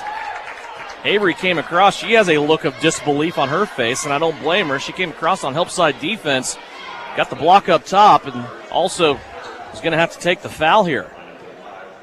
And again, it's one of those things that if it looks like a foul, it must be a foul. I think that sometimes if you block the shot of a 5'11" player, people are going to think it's a foul. Unfortunate call. And I think we might have a parent of somebody up here that seems to be pretty proud of some of these calls. Second free throw after missing the first for Ryan Ohl is good. She has 3 points. Brings it back down to a 10-point Southeast of Saline advantage. 7:22 left to go. 33-23 is the score. Southeast of Saline leads with the basketball. Harris, Potacek, Getz, Castleman, Jacobson on the floor for Southeast of Saline. Harris has it now. She'll go to the corner to Castleman. Castleman with a couple kicks back and forth now to Harris. Bypassing Potacek. Now Brielle has the basketball. They work it around short corner. Jacobson over to Getz with the left-hander, and it's good. 11 points for Reagan Getz. 35-23. How awesome is it when all 5 players touch the basketball? That defense is flowing. They're trying to catch up. Wide open layup from Getz, but it was all 5 players that contributed to that. We've seen a couple times Southeast of Saline expose that short corner baseline. Here's a nice little turnaround with the right hand by Peyton Tenbrink. That's her first field goal of the night. 3 points for Tenbrink. 35-25. Harris for three. It's a dagger. Maddie Harris with her second 3 of the night. She has 6, and it's a 13-point Southeast lead. And Harris is just, if she's got that open look, she's not afraid to take it. But she's never going to be selfish about it. It's got to be in the flow. She kind of understands the situation. Great steal from Maddie right there. Here comes Harris along with Getz. Harris all the way to the cup. She's going to get the contact and one. Maddie Harris put her shoulder into the lead, and she took the contact and was able to get the shot to go down. 5 straight points for Maddie Harris. She's going to the free throw line with a chance at 6. And Devin, I don't know if there's many players that we've seen that understand body control and how to draw contact and then go up and get the shot off. Maddie didn't expect the shot to go in there, but she knew if she could draw contact, she's going to the free throw line. If she makes the buck, it's just ice on the cake. Great job from the junior Maddie Harris. Jacobson on the rebound off the missed free throw. Harris with the 3. That one won't go down. Long rebound to the corner. Potacek there to save it. Now she plays it to Harris and an Ellsworth player. went airborne, her feet up over her head, and the ball goes out of bounds. It will stay with Southeast of Saline. 6 minutes left to play. A 15-point Southeast lead. Harris with it now, looking right. Now she'll swing it back left. Castleman had a screen, but had a hand in her face over the top of that screen. She'll pass it up. Back to Brielle Potacek. A lot of hand checking up top. Now free throw line gets with a jumper. Too strong, no good. And the rebound taken in down low by Ellsworth. It's Kylan Turnipseed. 40-25, Southeast of Saline. Turnipseed with the basketball. Tried to go back in down low. It's taken away by Jacobson. Now here comes Lexi. It's a track meet. 1-on-2 the other way. She slams on the brakes. Didn't have numbers. And now she'll find Maddie Harris up top. 7 turnovers in the half for Southeast, but now Southeast turns it over for the second time in the half. And I think it's one of those things that athletically we don't talk about enough is Lexi's defensive side. She's often undersized. We see a missed shot right there from Ellsworth. Great rebound from Getz. But she's so athletic that if she's on a post, you just can't handle her. That's a great look by Reagan Getz.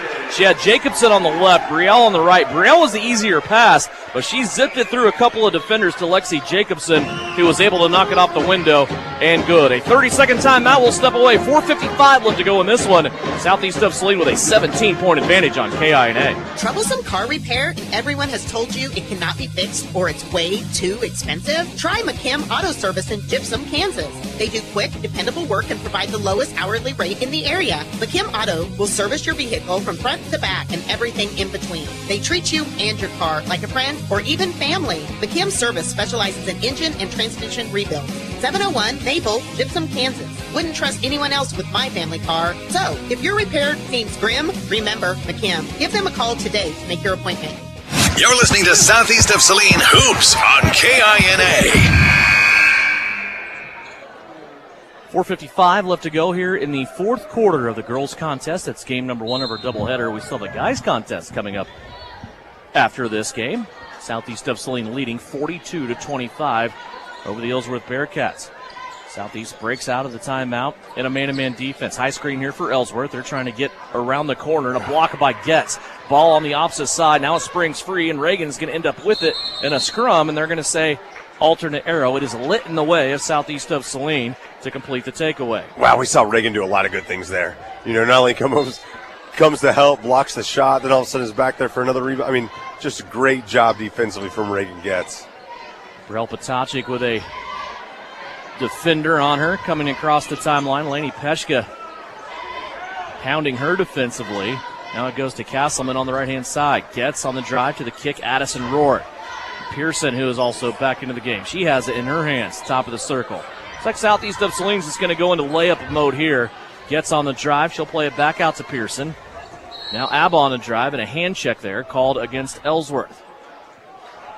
Yeah, you're exactly right. I think this is one of those times that with 4 minutes left, it's a situation you just want to go. You want to spread Ellsworth out, dribble, drive, see if you get layups. Running clock, time is completely on your side. Just see how much time you can run. 4:07 left to go. That foul on Kylan Turnipseed, her third. Castleman with it. She'll drive into the defense. Now out to Pearson for 3. That's too strong, no good. Abba gets her own rebound. Now still back at the cup on the left-hand side. Might have forced the putback. And the rebound comes out into the hands of Ellsworth. Greta Klein has it. Under the halfway mark now, 3:49 left to go here in this fourth quarter. 42-25. Here's the kick out for 3. That's up no good from Emma Moore. And the rebound taken in by Addison Rohr. Here comes Potacek. Brielle up top, dancing with the basketball. Now she'll go to the right-hand side, play it on a bounce to Avery Castleman. Castleman will do the same and get it back to Potacek. Clock getting away from Ellsworth here in this game. Down to 3:20 left to play. And Brielle, she just understands the game so well. As this possession was going transition-wise, she saw that she had Getz. And we see a great pass from Getz to Potacek for a nice little 10-footer. But Brielle had a wide-open Reagan Getz, but she knew that it was it's too early in the clock. Unless it's 100%, I'm not going to pass it to you. It was a little difficult. So Brielle kept the ball out. You run 30 seconds off the clock, and all of a sudden you get a wide-open shot. There's a turnaround and a shot off the glass down low by Greta Klein. She answers the two-pointer from Patacic. We've seen the posts from Ellsworth when they get the basketball are pretty impressive. It's just they don't go to them enough. I don't know if that's maybe because that's not the game plan and it's not, schemed against, but, every once in a while they got some bigs. Yeah. They can pound it. Well, I mentioned they go 5'11" 3 times, have 2 girls that are 5'10" on their roster. Addison Rohr was fouled in the act of shooting. She goes to the free throw line and sinks the first. Addison Rohr in the scoring column. And like you also said, you can only put so many bigs on the court against Southeast Saline. Yeah. You put too many bigs, you're in trouble because you can't keep up with them offensively. They're just going to run circles around you. Addison Rohr has become the 7th Southeast of Saline player to score, and she does so going 2 for 2 at the free throw line. Back to a 19-point advantage for Southeast. 2:35 left to go. Ellsworth has the basketball. Stay with us in postgame. We'll go over final numbers for you. Also have a Vernon Jewelers Gym of the Game and make our transition to the guys contest. Turnip Seed with it on the right wing. Now down low to Greta Klein. Turns it around off the glass. That's no good. Harris and Klein fighting for the rebound, and Klein got the better advantage of Harris. Might have been a foul, though. Nope, they're going to say something happened there. I think they're going to say out of bounds off of Maddie, who was somehow laying down because of getting thrown to the ground. Great position from Maddie and from Addison Rohr. It's one of those things. These girls have played enough basketball. They understand a 19-point lead in the fourth quarter. Calls aren't going for you. Here's a step-back three by Lainey Peshka. That's good. She has 2 of those here in the fourth quarter, and a total of 8. And here's what's going to happen. Peshka and Haxton are going to get their numbers, and that is perfectly fine. They're going to get a lot of them right now in the fourth, but what a good job from Southeast Saline just not letting those two get loose, shake loose. That suffocated them all night. And again, at the end of this game, they're probably going to get theirs, and that's fine. But just a great defensive game plan from the Trojans. Yeah, kudos again to Shauna Smith's defense because Ellsworth didn't see 30 until 2 minutes left to go in the game. It's unreal. You're not going to lose a lot of basketball games if that's the case. Emma Zerflu was fouled. She will step to the line for a 1-and-1.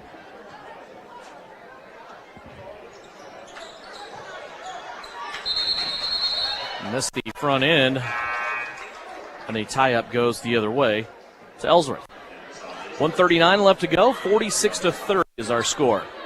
Looks like Southeast of Saline may be heading towards 3 in a row.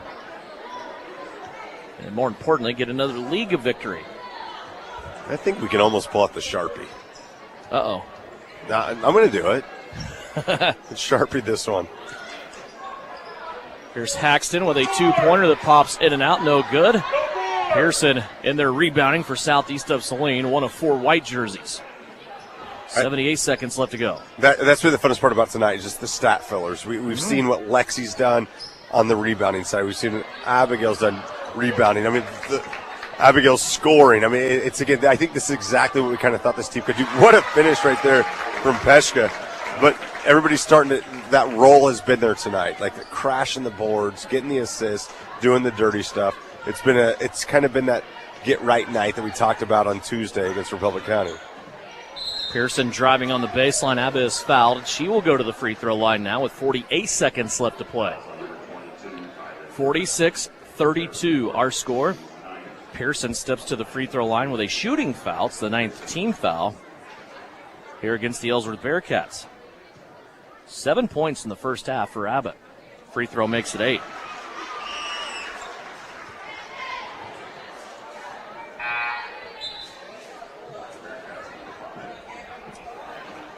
.48 seconds left to play.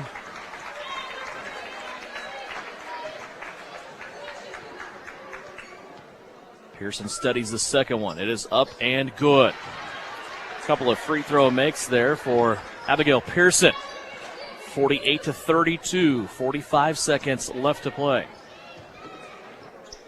Biggest lead in this game for Southeast of Saline was here in the fourth quarter of 19 points. The only lead for Ellsworth in this game was 2-0. 30 seconds left to go. Ellsworth just looking for some kind of opening in this Southeast defense. And that's the other thing. 20 seconds left, 16-point lead. This defense doesn't stop. They're still there. You see Addison Rourke, I think, called for a foul. Yep. A little bit of hand, but it's still there. There's just no quit. And I think that's just one of those things. The only way you get onto this floor is if you play defense. That's why we talk so much about the starting five. The starting five plays their brains out defensively because they know if they don't, they're not going to be a starting five. And that's why you see an Ellsworth Bearcats team come in and score 32. Sutton Douglas checks in the game for Southeast of Saline. Here's a three-pointer by Ellsworth. That's no good. Rebound by Emma Zerflu with 10 seconds left. She'll play it off to Abigail Pearson. Pearson will bring it across the timeline. Down to 3 seconds, 2 and 1. Southeast of Saline gets the victory. 48-32 our score. Southeast of Saline now winners of 3 in a row. They will move their record to 11-2 overall, 4-1 in league play. They will drop the Ellsworth Bearcats down to 8-6 and 3-2 in league play. Once again, our final score, 48-32. Postgame is here. It's brought to you by Commercial Tire Centers. Final numbers for you, a Vernon Jewelers Gym of the Game, and a recap on this game when we come back here on Postgame. Lady Trojans win it 48-32 on KINA. Winter travel can be treacherous if your tires are worn out. Stay safe with an inspection at Commercial Tire Company. Cold weather also drops the inflation in your tires. Get them checked today to avoid losing grip or damaging your tires. Commercial Tire will help keep you safe. For repairs that aren't tire-related, our automotive and diesel mechanics will fix it right the first time. Commercial Tire Centers, West Crawford and North 9th, Saline. Commercial Tire Centers, where service is everything. What do you give someone that is your soulmate, your love in life, or even that very special friend? Vernon Jewelers is here to remind you Valentine's Day shouldn't be just for lovers, but for everyone who deserved some love. Visit Vernon Jewelers in downtown Salina, where the experts will be happy to find that perfect piece for that someone special. With free checks, cleaning, and in-house repair, Vernon Jewelers is your full-service jewelry store. Vernon Jewelers in downtown Salina, where it's the little things that matter since 1884. When does normal acute pain become abnormal chronic pain? Chronic pain can be one of two types, nociceptive and neuropathic. Each type differs based on what causes it, what it feels like, and what treatments may relieve it. Neuropathic pain can often be managed by a therapy called neurostimulation or spinal cord stimulation. If you suffer from chronic pain, ask your primary care physician for a referral to the Salina Pain Clinic. Our pain specialists will discuss the right options to manage your pain. Online at salinapainclinic.org. Insurance is something we all need in our business, home, car, and life. But do you really understand what's covered? And most importantly, what you are paying for? Hi, this is Rob Carlson in the Salina office of Smart Insurance. Change is good, especially if you haven't looked at your insurance policy lately. I can help you understand what you need and where the gaps are in your coverage. We provide free quotes and take pride in looking out for you. Smart Insurance, with locations in Salina, Abilene, and Harrington. Give us a call today. Time now for the Trojan postgame show on KINA. Stick around for the game recap, final stats, and reaction from the coach. This is Trojan basketball on KINA. Back here in postgame, it's brought to you by Commercial Tire Centers. Nice little presentation going on right now on center floor, reflecting the success of the Southeast of Saline Trojan football team. And Luke Gebhardt out there with some of our friends from the Shriners, accepting his invitation to the Shrine Bowl going on this summer. And, boy, I don't know how you ever do it, Tyler. I mean, you look around the state and you're picking kids, and I can think of 15 kids from Southeast of Saline that probably deserve this honor, but Luke was their leader, so it seems a little bit fitting that Luke Gebhardt is out there accepting that invitation. Yeah, without a doubt. And I think it's so much of what you also bring to the community. And, if you know Luke or if you don't know Luke, just he's always got that smile. Very jovial young man. He's always very, very greeting. If you're a friend, if you're not a friend, if you're on the opposing football team, probably not as friendly. What a great accomplishment and what a great reward for just everything that he's done. And you talk about, if you want to get into football talk, you talk about the footsteps that he had to kind of come into and kind of fill. And I think he filled them. I think he did a really good job. And there's no reason why this Shrine Bowl shouldn't come here every year, because it seems like every single year there are just dudes coming from here. Amen. 48-32, our final score of the girls' game. Southeast of Saline gets the victory. They were led by Reagan Getz with 11 points. 9 points for freshman Abigail Pearson. 8 points tonight for Maddie Harris. 7 points for Brielle Potachik. 6 points for Lexi Jacobson. 5 points for Avery Castleman. And 2 points for Addison Rohr. For the Ellsworth Lady Bearcats, 10 points out of freshman Lainey Pechka. Most of those, 8 of them, came late in the game, though. 9 points for Elise Hexton, 6 points for Greta Klein, 3 for Peyton Tenbrink, 3 for Ryan Ohl, and a single free throw for Peyton Coonrod. Southeast of Saline, good from the free throw line. They were 8 out of 10 from the free throw line, while Ellsworth was 5 out of 10. Southeast of Saline also winning the turnover battle in a landslide. 22 turnovers for Ellsworth, just 6 for Southeast of Saline. 48-32 our final score, and as I go over that scoring, it is all spread out for Southeast of Saline, and kind of tough to really say who was the gem of the game tonight, but I think it's Maddie Harris. We talked about her repeatedly in this game. You can agree or disagree, or agree to disagree, whatever you want to do. I think it's Maddie. No, Devin, I 100% agree. I mean, I think at times it gets lost what she does. Like, she just keeps everything together. And you want to talk about the scores, and we can do that night in, night out. First of all, this Southeast Saline basketball team is way better when everybody scores. Yeah. We've seen what happens when Lexi goes off for 17 or 20. She's capable of doing that, but you need everybody else there. But what Maddie did tonight, defensively, boards, just orchestrating every single thing, and the points and hitting the open threes. This thing runs through Maddie Harris, and she knows that. This is an 11-2 basketball team, right top 10 in the state. For some reason, nobody seems happy about that. Everybody on this team is a perfectionist. Maddie is one of those people. It's going to be fun when they just all exhale and let loose. I don't know when that's going to happen, but tonight looked more like this vintage Southeast Saline team that we've grown accustomed to seeing, and it was all started by Maddie Harris. Yeah, you look at the scoring, really, the only thing they were missing was somebody that had 10. They had 11, 9, 8, 7, 6, 5, and that's the way that they started the season, really, in their first 7 or 8 games. Everybody's spreading that out, and that's the way they win tonight over a pretty good Ellsworth team. 11-2 now on the season for Southeast of Saline, 4-1 in league play. They will now turn their attention past the weekend to Sacred Heart coming in here on Southeast of Saline's home floor on Tuesday. Let's turn the corner now, put our attention on the second game of our doubleheader tonight. It'll be the guys' contest. It'll be Ellsworth and Southeast of Saline. It's coming up in about 12 minutes with the tip here on KINA. Are you looking for a local brokerage firm to help with your Medicare, life insurance, and annuities? L&L Advisors is the #1 local Medicare supplement and insurance specialist. Medicare can be confusing. Let the experts at L&L Advisors help make sense of it. Stop by one of 3 locations in Salina or McPherson and speak to an agent about the needs of your family. L&L Advisors, main office at 717 Roach, right off Crawford, and their second location in the Central Mall in Salina, and a new location in McPherson, based on honesty and trust. Contact L&L Advisors today. Hi, everyone. It's Winnell Garrettson from SalinaHomes.com. It's a new Trojan basketball season, and our coaches have devised a solid game plan. Just like basketball, to reach your goals in the real estate game, we need to have a dynamic game plan. I enjoy working with many of our Trojan supporters in all aspects of real estate. Upsizing, downsizing, investments, town or country. One call to me, and we will get your personalized game plan ready to win. Go Trojans! Buy or sell, call Winnell at SalinaHomes.com. Coach Bryson Flax with us now. Coach, let's look back to your game on the road Tuesday night against Republic County, 75-23. After looking at this game, I'm just curious, you got a lot of kids into this game. 12 different Southeast of Saline players scored. I think you got everybody into the game that was on your bench. Other than that, what were you able to get out of this game? Was it just kind of a nice, let's go play a game and not have a lot of pressure on us after that Hugoton game in the Sterling tournament? Yeah, kind of. I guess, we ran, I felt like we ran, and in fact, when I go back and look at it, we ran far more sets against Republic County than we've run, probably total all year, Wow.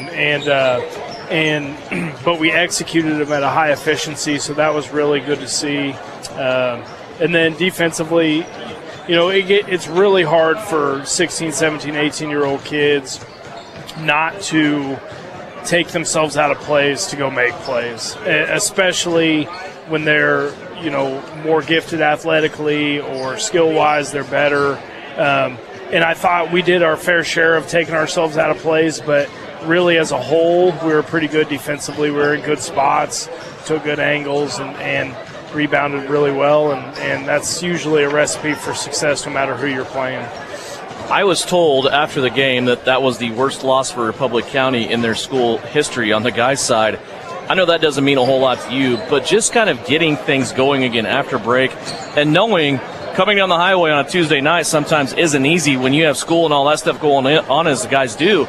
But knowing you were coming back here, that's got to feel good too. I mean, I walked in this gym today and it's just like, God, it's good to be home. Yeah, definitely. I like the bleachers out. I'm in here all the time, but never with the bleachers out. And it's nice to see a lot of familiar faces back at the game, and we're just really happy to be home. It seems like it's been a month and a half. I know it hadn't quite been that long, but definitely the guys were looking forward to getting in an environment that's can really give them that extra push, and we're going to need it. This Ellsworth team's good. Let's talk about these Bearcats. This is a team that has a new coach this year. They're off to a 10-4 start. They're 4-1 in league play. It seems like they kind of have things figured out here early on. A lot of times you get a new coach, it takes a little bit of time. But, boy, this team's got some talent, don't they? Yeah, they're doing a nice job, and I think he's got them in the right stuff. They're doing good stuff defensively, to hang in games. They would much rather play in the 40s and low 50s, where we'd rather be in the mid to high 60s, low 70s on an ideal night, and so that with that is a challenge in itself. But offensively, they can score it. Cravens will lead the way, and he'll get others involved. He'll get people going, but if you let him go, he's going to get his own also. And so we got to be good defensively, be sound, but I think we can pressure him a little bit, and that's what we're going to look to do. When you talk about tempo, I know it's easy that when you get the basketball in your hands, whether it be a long rebound or you take a rebound and make a long outlet, get it up the floor quickly and get into your offense or look for those early first buckets on the initial push. That's one thing. You can do that. You have control over that. But does it depend on your defense, too, and kind of getting some of those turnovers and some of those tip balls and making them take long shots to get the long rebound to force that tempo up as well? Yeah, definitely. And it's the long game, right? It's not we're not worried about, turning them over in the first quarter, but then as the game progresses, fatigue starts to step in and then passes aren't as crisp, and we can get fingertips on them and get deflections and do that kind of thing. But to push the pace on a team that plays zone and likes to walk the ball up, obviously we'll get after them full court, but we got to hit shots. We got to hit shots and make them feel like they need to press a little bit, and maybe get out of the zone a little bit and get out of their comfort zone. And so, that's what we got to look to do. Easier said than done, but, right. We're usually up for that challenge. It's a big 7 days for you. You have Ellsworth here tonight. They're right there with you as far as the league standings go. Turn around, you play Sacred Heart back here at home on Tuesday. That's always an interesting contest. You've kind of held that key here as of recent history, but we know how that game usually goes. And then Friday, a week from tonight, we're back on the road, take the short trip to play a 4A school in Chapman. It's a big 7 days for you. What do you want to see out of your guys most tonight? Tonight I want to see us, stick to what we're trying to do and not go away from that. I thought against Hugoton at times we did a really nice job, and we just need to continue to build. And I thought we did on Tuesday, and we need to continue to build tonight. It's a process, and we don't need to play our best basketball yet, but we need to be getting there. And so, and I think we are. So that's what we're looking for.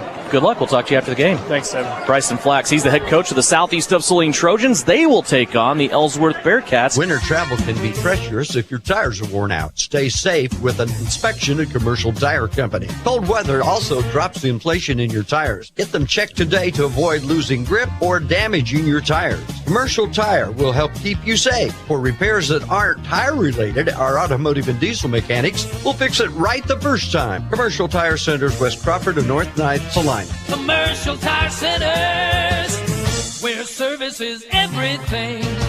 When does normal acute pain become abnormal chronic pain? Chronic pain can be one of two types, nociceptive and neuropathic. Each type differs based on what causes it, what it feels like, and what treatments may relieve it. Neuropathic pain can often be managed by a therapy called neurostimulation or spinal cord stimulation. If you suffer from chronic pain, ask your primary care physician for a referral to the Saline Pain Clinic. Our pain specialist will discuss the right options to manage your pain. Online at salinapainclinic.org. The winter season may be here, but paintball fun is still waiting for you at Elite Sports. Elite Sports Paintball Complex, located 5 miles south of Salina, is open for special winter hours. Get the group together and visit Elite Sports on Saturdays and Sundays this winter from 11 until 4. Elite Sports features low-impact paintballs for the beginners or little ones, so everyone can have more fun. Visit them online at salinapaintballcomplex.com. Elite Sports Paintball Complex, open and waiting for you this weekend. The Appliance Center. It's where you go to shop for washers, dryers, kitchen appliances, furniture, pellet grills, TVs, and so much more. If you are looking for a local, family-owned business, visit the Appliance Center. We're in the big red and white building on South Broadway in Salina. Come experience the Appliance Center. Start the new year with a new ride from Home Automotive. Hi, this is Tim Holmes. Right now is a perfect time for you to come see us and start 2023 with a new vehicle. We have the biggest selection of new Buicks, GMCs, and Chevrolets, with more vehicles arriving every day. With Kelly Blue Book Instant Cash Offer from Home Automotive, you'll know that you'll get the most for your trade-in. Get out of your old ride and into a new one for the new year. Come to Home Automotive Center in Abilene and Salina. You'll be glad you did. Stardust Trophy in downtown Salina is your full-service headquarters for trophies and awards for club and sporting events. But did you know Stardust Trophies also makes employee name tags with your company logo? They engrave executive awards like desk clocks and pen desk sets. They imprint artwork and photos on t-shirts, coffee mugs, mouse pads, even personal calculators. Stardust Trophy carries clear sports ball holders on wood bases for treasured or autographed balls from footballs to golf balls. Go to full-service Stardust Trophy, 121 South Santa Fe, downtown Salina. This is Tammy Bedreau at the Bank of Tesket. If you're looking to purchase your new home in the near future, I want you to know we offer a variety of loan options to finance your home purchase. I would love an opportunity to be your lender. Give me a call or stop in today to learn more. We are local lenders making local decisions. The Bank of Tesket, committed to those we serve. MLS number 712440. Equal housing lender, member FDIC. APAC Kansas Incorporated has been building the heartland from the ground up for over a century. From the supply of aggregate materials, hot mix asphalt, and concrete to the construction of roads and bridges, we do it all. You've seen our trucks, and now we want to hire you. APAC in Salina is growing, and we are hiring for all positions. From truck drivers to mechanics, general laborers, and construction, APAC has your next career. For more details, visit the job links page at salinapost.com. Great pay and benefits, APAC is an equal opportunity employer. You're listening to Southeast of Saline Basketball on KINA. Just about ready for game number 2 of our doubleheader. Southeast of Saline taking on Ellsworth. Welcome back to the gym here at Southeast of Saline. Devin Haney along with Francis Flax. Big Sam Pretty producing and engineering. Also live stream video provided by Brian Dennett on SalinaPost.com. Free of charge, thanks to our friends at Commercial Tire Centers. Southeast of Saline's boys come in ranked 2nd in the state in Class 3A by the Kansas Basketball Coaches Association. Southeast is 11-1 on the season. They will take on Ellsworth, who is 10-4. Southeast of Saline 4-0 in league play, while Ellsworth is 4-1. Starting lineups for Ellsworth. Let's go over the Bearcats lineup, led by first-year head coach Brett Rolfs. They will start junior Will Cravens at 6'3".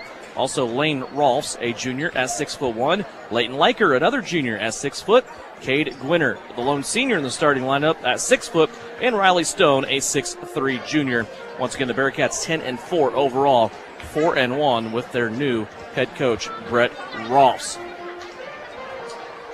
We'll step away. When we come back, we'll have the starting lineups for Southeast of Saline's Trojans as they take on the Ellsworth Bearcats. First home game in about 3 weeks, right here on KINA.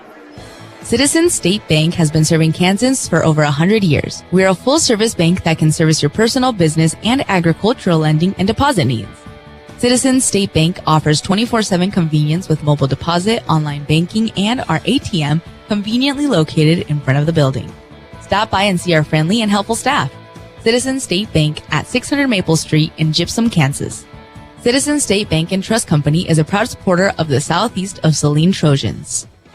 Salina Regional's Orthopedic and Sports Medicine is your home field advantage. Our physicians include sports medicine physician Dr. Matthew Pyle, along with orthopedic surgeons Drs. Travis Rump and Todd Riley, plus an A-team of certified athletic trainers and physical therapists. We're ready when you need us to help prevent injuries, enhance performance, or to heal through surgery and rehabilitation. For area athletes to weekend warriors, the home field advantage starts at Salina Regional Orthopedic and Sports Medicine. Kansas Wesleyan University is proud to offer bachelor's degrees in criminal justice and emergency management, with both programs available on campus and online. Graduates have gone on to positions in the Secret Service, various police departments, the Kansas Court of Appeals, and to serve as county officials right here in the Sunflower State. Want to know more? Visit kwu.edu today. That's kwu.edu. Hunters, not only can we fill up your tanks 24/7, but we've stocked ammo for your sporting needs. Our wide variety will get you stocked up. We have new orders coming every week, whether it's opening day or to shoot clay. We've got what you're looking for. We have the largest selection of ammunition in southern Saline County. During regular business hours, you can get your favorite pizza and snacks to have enough energy to win the day. Azaria Oil and Hardware, located in Azaria at the corner of Center and Main. We'll fill you up. Frisbee Construction is a service organization for the commercial grain industry dedicated to giving you the best in planning, the best in quality, and the best of workmanship, and overall the best value for your dollar since 1949. Frisbee Construction specializes in new construction as well as remodel and repair of grain handling facilities throughout the Midwest. Frisbee Construction Company in Gypsum has emergency crews available as needed. For more information, go to frisbeeinc.com. At home or on the road, K4 Garage will keep you moving. With over 12 years of mechanic experience, owner Nick Trout will diagnose and repair your engine to keep you in the game. Full service gas, diesel, or tires. K4 Garage also has a fully stocked convenience store with snacks and drinks. Open Monday through Friday, 7:30 to 6, Saturday from 9 until 3. Trust K4 Garage with keeping you on the road. And if it has oil, they can change it at K4 Garage in Gypsum. Insurance is something we all need in our business, home, car, and life. But do you really understand what's covered? And most importantly, what you are paying for? Hi, this is Rob Carlson in the Salina office of Smart Insurance. Change is good, especially if you haven't looked at your insurance policy lately. I can help you understand what you need and where the gaps are in your coverage. We provide free quotes and take pride in looking out for you. Smart Insurance, with locations in Salina, Abilene, and Harrington. Give us a call today. Suburban Appliance Center is your official dealer for Traeger grills. Check out this 6-in-1 versatile unit that grills, bakes, smokes, roasts, braces, and barbecues. Suburban is your exclusive dealer for the Traeger Timberline series, and they have your Traeger spices too. Suburban Appliance Center, they are locally owned and they offer appliance brands like Amana, KitchenAid, Whirlpool, and of course Maytag. Suburban also offers exceptional service. Suburban Appliance Center, 1900 South 9th. Hunters, don't miss the 2023 Whitetail Summit. This is an opportunity to hear from some of the most highly regarded experts in the whitetail management field. Our event will feature Dr. Bronson Strickland from Mississippi State University and Don Higgins, founder of Real World Wildlife and co-host of the Chasing Giants podcast, as well as Wes Delks, a Higgins outdoor consultant. This event will include a meal and exclusive show specials from our sponsors. Doors open at 9:30 a.m. Saturday, February 18th at the Tony's Pizza Event Center. Go to phillipseed.com for more details. You're listening to Southeast Trojan Hoops on KINA. Back here at the southeast of Saline High School, Devin Haney, Francis Flax. Let's go over starting lineups once again on the Ellsworth lineups.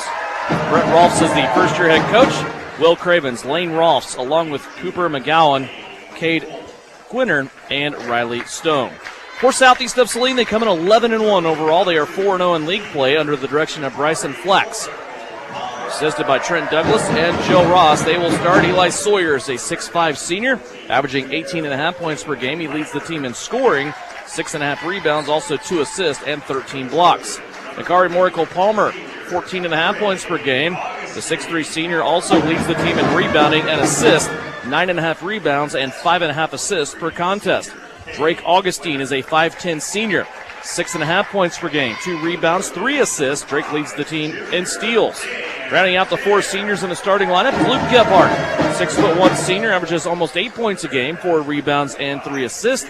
And Daniel Kerr is the lone underclassman in the starting lineup, the 6' junior, averages 3.5 points per game, a rebound and an assist per contest. Southeast of Saline comes in ranked second by the Kansas Basketball Coaches Association in Class 3A. Southeast and Ellsworth, these two over the last few years have had some really interesting matchups. Coach, what are your new image audio keys to success tonight for the Trojans? Well, we anticipate that the Bearcats are going to play a zone. So we're going to have to hit a couple outside shots early, get a few steals, score in transition. Have to rebound the basketball at both ends because Ellsworth is an aggressive team. There's nothing the matter with this Ellsworth team. And the last thing is we'll see if we can establish maybe a little tempo and speed them up a little bit. But if they can stay with us, they'll sit in that zone, and that could cause us some problems. It's a great matchup for us tonight to see, if we're making progress. Bryson said that this is a team that would be comfortable playing in the 40s, low 50s all night long. They don't want to do that to Southeast of Saline. So tempo is really a key here tonight as we get ready to start this one. Southeast of Saline back at home for the first time since January 6th. Eli Sawyers enters the center circle. He will jump it up.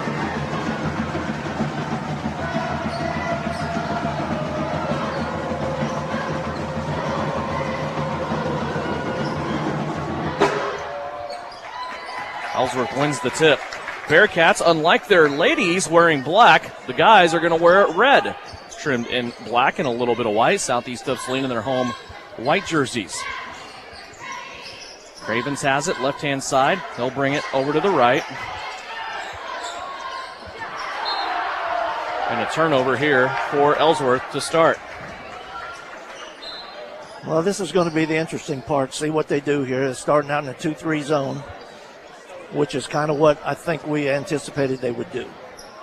Drake Augustine up top. He's between the rings. He dribbles off to the right-hand side, fakes it to Sawyers along the baseline. Now back out to Danny Kerr. Kerr will bring it to the left. Gebhardt with it. Luke now back. Everybody around the perimeter touching the basketball. Now they go in the short corner. A brief trap there on Sawyers, but he finds Gebhardt for a 3. That won't go down from the top. And the rebound to Cravens. Cravens wants to walk it up the floor most of the times, but Augustine is there to hurry him up. Cravens now will play it off to the right to Gwinner. They wanted to go inside. Sawyers will take it away. Now speeding back the other way, went around his back, lost the basketball, but gets it back. And he'll play it off to Gebhardt for the second offensive possession for Southeast of Saline. 2 possessions, 2 turnovers for the Bearcats. Nakari Morikel-Palmer at the left elbow. Now to Gebhardt. He's going to drive right in the heart of that zone and get it off the glass on the left-hand side. If you get the ball in the middle of that zone, middle of the lane, a lot of things can happen. A lot of good things can happen. Leighton Leiker has it for the Bearcats. He's working on Kerr. Leiker with a one-handed bounce pass to the right-hand side. There's a gamble on a steal by Sawyers. Can't get it. Now he's back to the free throw line defensively. Cravens with a spin move. Got himself in a bad angle, but somehow finished that shot. And Will Cravens has the first basket of the game for Ellsworth. Now Southeast trying to hurry things up to the other end. Will throw it out of bounds on the baseline. Yeah, you don't want to see him throw it out of bounds, but you do like to see him speed it up a little bit. 2-2 is our score. A little token full court pressure here by Southeast of Saline, keeping the guys wearing red from Ellsworth from walking it up the floor. Nakari Morikel-Palmer right now defensively on Cade Gwinner. Gwinner backs him down all the way mid-lane. Now plays it out to Riley Stone. Stone back up top to Leiker. Leiker holds the basketball, now directing traffic. Plays it to Gwinner. Sawyers all over Lane Rolfs. Rolfs now throws the basketball into a bad spot where Daniel Kerr is defensively.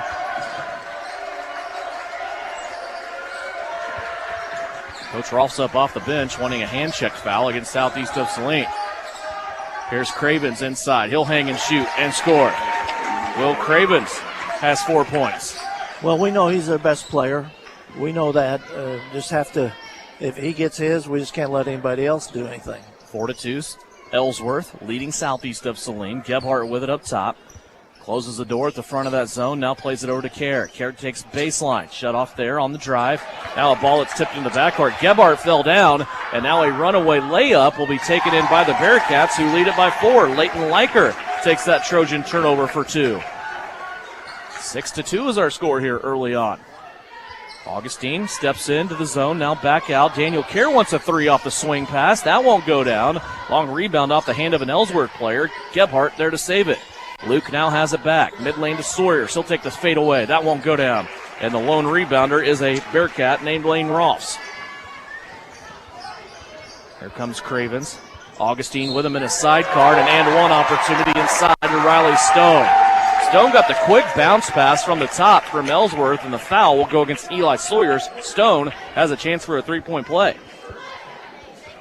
Well, we're seeing right now why these Bearcats are 10-4 rather than, a 500 team. Mm-hmm. Yeah, I was impressed just preliminary looking at both of these teams with first-year head coaches. They're off to good starts, girls and guys for Ellsworth. Yes. Missed the free throw there, did Stone. Advantage stays at 8-2. Ellsworth leading by 6 as we approach the halfway mark of the first quarter. 4:20 left to play in the opening period. Here's Nakari. Baseline move in a left hand. Somehow got his arm underneath the backboard and scooped it in off the window. Well, he's pretty special, Devin.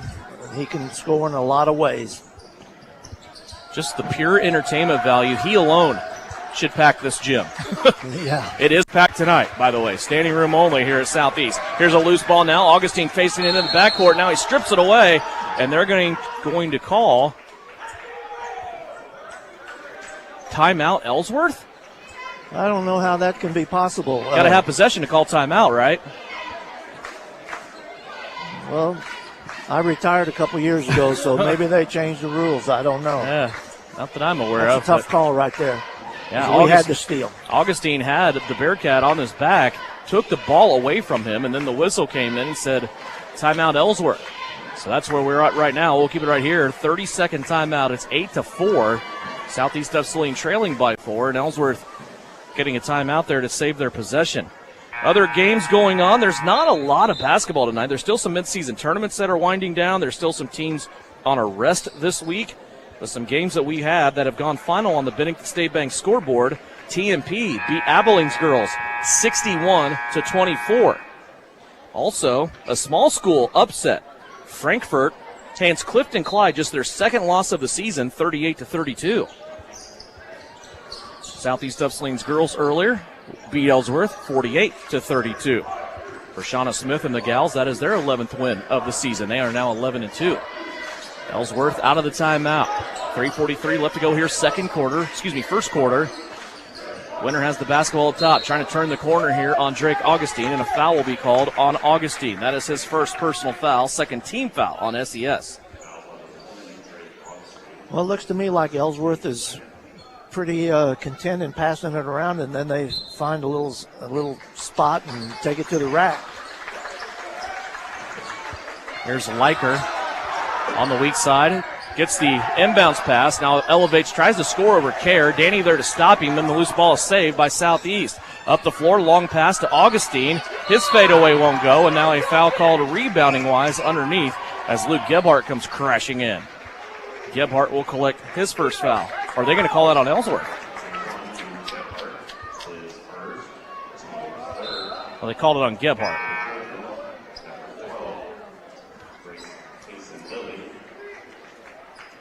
So Luke will get his first, third team foul. Southeast was trying to take it out of bounds there for a while, but they've got that straightened out now. Cravens will be the inbounder. Southeast still wanting to apply full court pressure. Kaysen Lilly has checked into the game for the Trojans. He will replace Daniel Kerr. Yeah, we got to have a zone buster, right? Yeah, a zone buster, punch from the outside. Kaysen can definitely do that. Southeast of Saline trailing here by 4. 3:09 left to go. Opening quarter. Here's a near steal by Augustine. Craven steps through it after saving the basketball. His shot off the front of the rim, laying in the lane, is picked up by Leiker. His putback is no good. It's an air ball, and Nakari Morkel-Palmer cleans the glass for Southeast of Saline. One-handed pass off to the left wing. He'll find Kaysen Lilly. Now back to Augustine, middle of the court. Gebhardt, high post now to Sawyers. Sawyers got tied up, let the basketball squirt free, and it's going to be picked up by the Bearcats. Yeah, Eli got a little careless with it that time, too, a little nonchalant, had it away from his body when he turned, right into the hands of the defense. Liker has it up top. He goes inside. That one's going to be poked and stolen away. 4th turnover for Ellsworth. Nakari in the trail. 3-pointer. In and out, no good. Ooh. And the rebound will be tapped over to Leighton Liker. Boy, I thought that one was going down. It looked good. It looked good from the time it left his hand. Boy, Brielle Potacek had several of those in the girls' game. I told Tyler at one point you could see half the ball already in the net, and it would somehow find its way out. Here's Cravens with a circus move inside. That won't go. Sawyers with the rebound. Southeast has numbers. It's 5-on-3. Lilly on a 3. That one goes around and falls out. Augustine inside. Can't get the putback to go. And the rebound is cleaned up by Riley Stone for the Bearcats. Their steal by Eli Sawyers at the scorer's table. Sawyers knocks the ball out of bounds. It will stay with Ellsworth. They'll inbound at center court. 1:46 left to play, opening quarter. 8-4, Southeast trailing by 4. Well, I told you I think we need to speed up a little bit, but we're a little bit in too high of a speed right now. We've got to just settle down just a little bit. Drew Richardson has checked in for Southeast of Saline. Along with him came Jake Gebhardt. 90 seconds left to go here in the first quarter. Cade Gwinner has the ball. Now to Liker on the right-hand side. Liker in a double team. Passes it out to Lane Rolfs. Rolfs with a step-back 3. Southpaw style. That won't go down. Stone with the rebound on the backside. He's going to try to score, and he does over the top of Nakari. Riley Stone using his body inside for 4 points. Back to a 6-point Bearcat lead. Gebhardt with it, top of the circle. Now out to Kason Lilly for 3. There you go. There you go. Kason Lilly gets his 3-pointer on the right wing to go through the net. 13-7. Excuse me, 10-7. Now a steal by Gebhardt. Here comes Luke back the other way. Over to Nakari, spin off. Richardson wants a 3, almost the same spot. That one's too strong. It's an air ball, and the ball out of bounds off of Bearcat. Referee said it went off Lane Rolfs. It will stay with Southeast of Saline. Oh, now they're going to change his call. Okay. 10-7. After that Kason Lilly 3-pointer. Again, full court pressure here by Southeast of Saline. Just a full court man. Richardson in the backcourt with Liker. Liker trying to work off Richardson. Leading with that offhand. Now he's going to hand it off to Cravens. Half a minute left to go here in the first period. Lob pass inside to Stone. Working on Jake Gebhardt. Fall away right-hander won't go. Nakari with the rebound and the long push. Up the floor to Kason Lilly. His reverse lay-in won't go. Ball being batted around. It's going to be secured by Lane Rolfs, and now a foul will be called against Southeast of Saline. You want to see Kason take that aggressive to the strong side of the basket, don't you? Yeah, the strong side, not underneath and dipsy-do. You gotta go ahead and put that in. Put your chest into that defender and let the refs make the call. 17 seconds left to play. 3-point advantage for Ellsworth with the basketballs. We trail out the end of the first quarter here. Clock down to 9. Liker lost the basketball. Gebhardt will pick it up. Turnover number 6 for Ellsworth. Back the other way. Luke has it. He gets into the paint. Out to Nakari. 3-pointer at the buzzer. Ties the game. Nakari, Moracle, Palmer on the feed from Gebhardt will tie the game at 10, and we are at the end of the first quarter. 10-10 is our score. These two teams splitting 20 right down the middle after the first quarter of play. Back with second quarter after this. You're listening and watching on Salina Post thanks to Commercial Tire Centers. Maybe you don't play quarterback or make the highlight reel. Maybe you're not a high school athlete anymore. But just like an athlete, you can get first-class orthopedic care from Salina Ortho. Their doctors and staff strive to get you back to an injury-free, pain-free life as quickly as possible. Salina Ortho has a doctor on call 24/7 for all orthopedic injuries. So next time you're injured, trust the experts at Salina Ortho. Your voice, your choice, past, present, and future. See them online at salinaortho.com. Winter travel can be treacherous if your tires are worn out. Stay safe with an inspection at Commercial Tire Company. Cold weather also drops the inflation in your tires. Get them checked today to avoid losing grip or damaging your tires. Commercial Tire will help keep you safe. For repairs that aren't tire-related, our automotive and diesel mechanics will fix it right the first time. Commercial Tire Centers, West Crawford and North 9th, Salina. Commercial Tire Centers, where service is everything. Work hard, play hard. Good luck, Trojans, from Roselawn Memorial Park in Salina. To learn more, visit roselawnsalina.com. Start of the second quarter, Southeast of Saline has the basketball. Right now, the Trojans, after trailing by 6, have tied this up, and they're in the midst of a 6-0 run. There's a lob pass at the rim to Nakari. He didn't have the angle. He's going to kick it out to Richardson for a 3. Long rebound goes out of bounds. It will go to the Bearcats. And, Coach, you did all that work in the first half. Things went really well for Ellsworth other than turning the ball over 6 times. But now you look at the clock and the score, and you feel like all that work was for nothing. Yeah. Luckily, we've hit 2 3-pointers to kind of keep us in this. And not because we've had plenty of other opportunities that we haven't capitalized on. Cooper McGowan into the game for the Bearcats. He is a 6'2 freshman.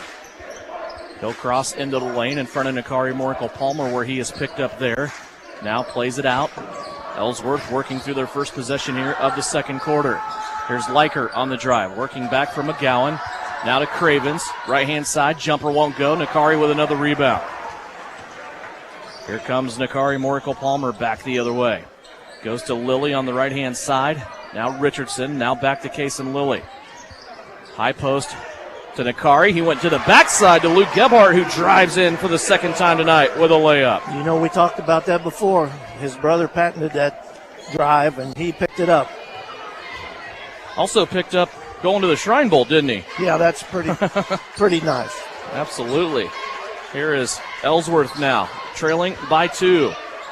Liker on a jumper. That won't go down. Nakari taps the rebound to himself. Now a long outlet to Gebhardt up the floor. 1-on-1 at the rim. Luke leaves it long, gets knocked to the floor, and Luke Gebhardt is slow to get up. Boy, that was a tangle of 2 bodies there. Liker and Gebhardt both going at it, and Luke getting up with a grimace on his face.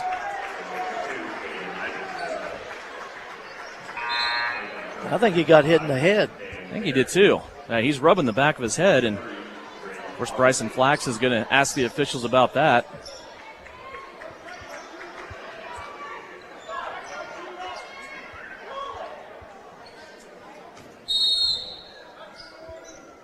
And now here comes the warning.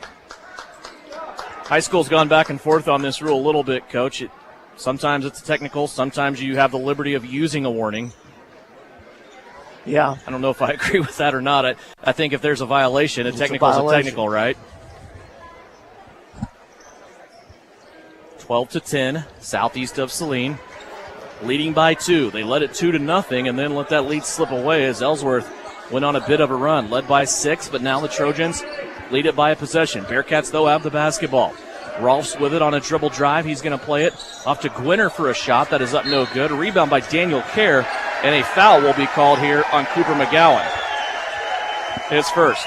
Also, the Bearcats' first team foul. That has been called. Yes.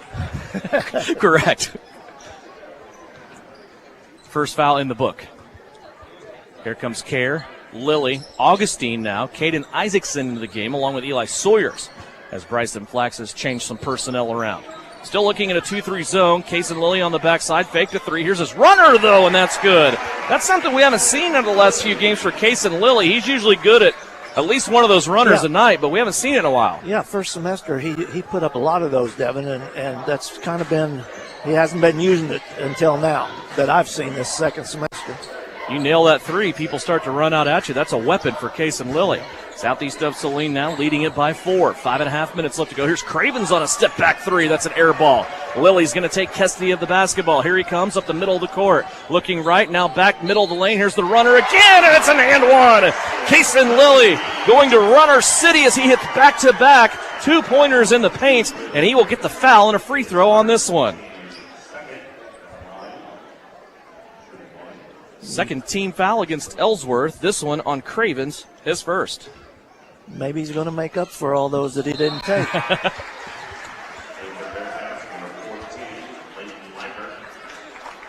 Free throw good by Case and Lilly. 5 points now here in the quarter. 8 for the game, and he has given now Southeast of Saline a 7-point lead. Well, that's good. Found a little spark right there. This is a 13-0 run by the Trojans. 5:10 left to play. Liker up top. Daniel Kerr there hounding him defensively. Now they play it off to Rolfs, and cheap little bump foul here is going to be called on Sawyers. For Eli Sawyers, that is going to be his second foul. Only one in the game so far with 2 fouls. Nobody has 3, 4, or 5, of course. Still 5:04 left to go here before halftime. 17-10, southeast of Saline. There's the drive by Cravens. He'll elevate in the paint. Partially blocked by Sawyers. Taken away by Southeast. Here comes Lilly again. 4-on-3 break. Lilly spin move in the paint. Gets rid of it late to Isaacson. Caden lost the ball. Now it's on the floor. Isaacson trying to get it back. Plays it out to Kerr. He's looking for custody. He'll play it to Sawyers. Sawyers plays it out. Case and Lilly. On the drive, he'll go to foul. I thought Case was going to let that thing fly from 3, and then he went around the defender and got the foul. A little hectic on that possession. A little scramble there. 2 or 3 different spots on the floor. I don't have nightmares, but I think it would start maybe with being on the court, trying to get a ball from Caden Isaacson. I don't think that's something you're going to win. And that's a big foul there for Ellsworth because Will Cravens now has collected 2 in a row on the last 2 possessions. He'll have to go to the bench. 17-10 the score. Approaching the halfway mark of the second quarter. Southeast of Saline right now on a 13-0 run. Inside to Isaacson. No look pass to Sawyers for a slam.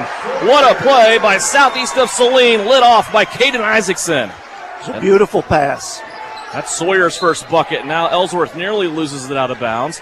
You can see the Bearcats now starting to get frustrated with this defensive pressure provided by Southeast.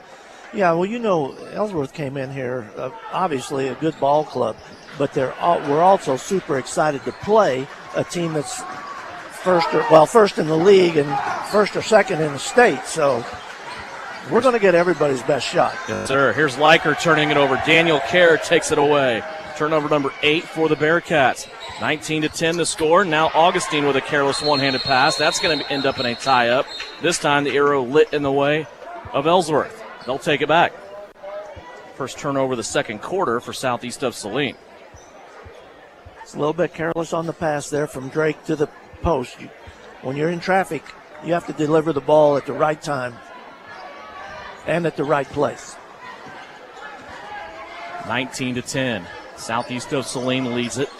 3:45 left to go here, second quarter. At halftime, we'll talk to Shauna Smith. Her ladies got a victory tonight over the Ellsworth Bearcats. Get the coach's view on it. Here's Leiker now driving in. He lost the basketball. Isaacson again on the floor. Bearcats down there with him. This time the arrow will give it. Oh, they're going to call for traveling on Caden Isaacson. Okay. 2 teams quickly exchange turnovers there.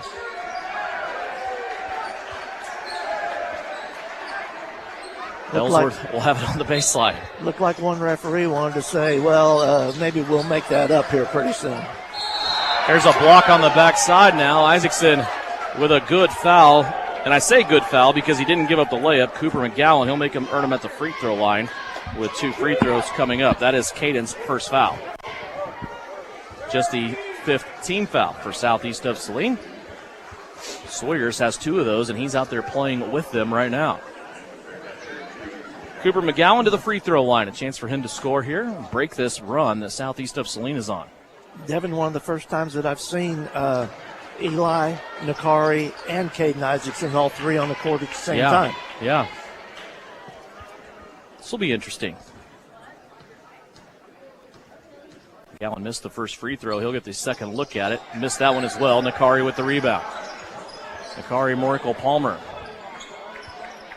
We'll defer to Drake Augustine. Drake comes to the middle of the floor.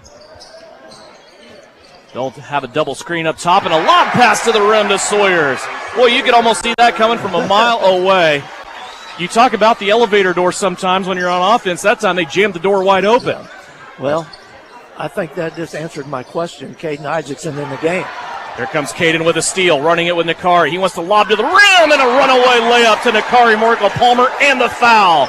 McGowan went up with him, and Nakari didn't like what McGowan did. He turned around and had something to say, and a 3-point play opportunity coming up for Nakari Morikel-Palmer off the feed from Caden Isaacson.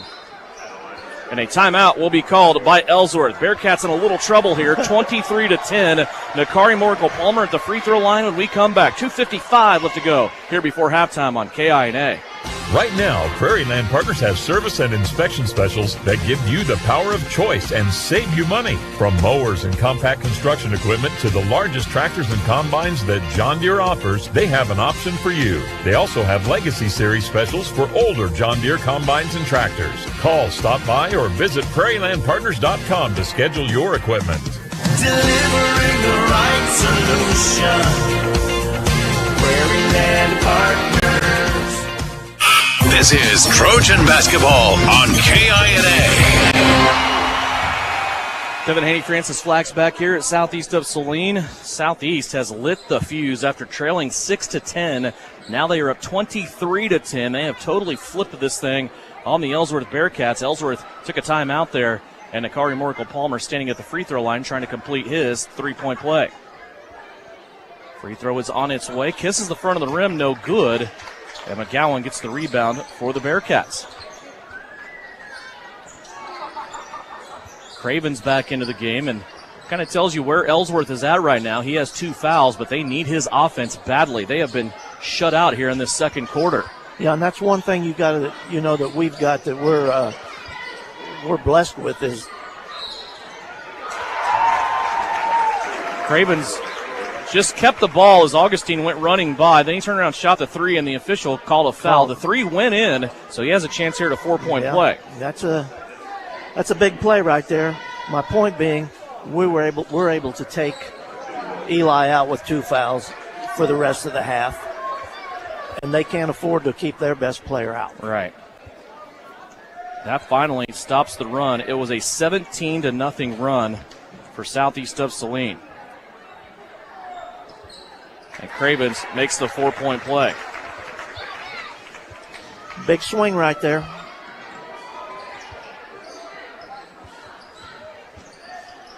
Augustine with it. Passes across the court. Richardson for 3. Gets those 3 points right back for Southeast. That is Drew's first basket of the night. 26-14. Back up by 12. Cravens with it. Looking at Gebhardt. Luke right there. Forces him baseline. Now Cravens spins back to the middle, and a tough shot there by Will Cravens. Boy, he covered a lot of territory there after he picked the ball up. Certainly did. There's Nakari inside. A little hesitation. One-handed pass back out to Kaysen Lilly. Kaysen looking now mid-lane to Augustine, who was fouled by McGowan. Cooper McGowan will pick up his second foul. It will send Drake Augustine to the free throw line. Drake had one of his best offensive nights as a Southeast of Saline player. When we were in Republic County on Tuesday, he had a career-high 13 points. His first free throw up and good is his first point of this game. Becomes the 6th Southeast of Saline player to score in this game.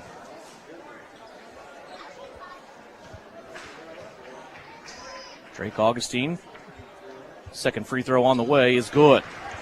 Couple of free throws cashed in there for Drake Augustine. Southeast of Saline, 3 of 4 from the line here in this game thus far.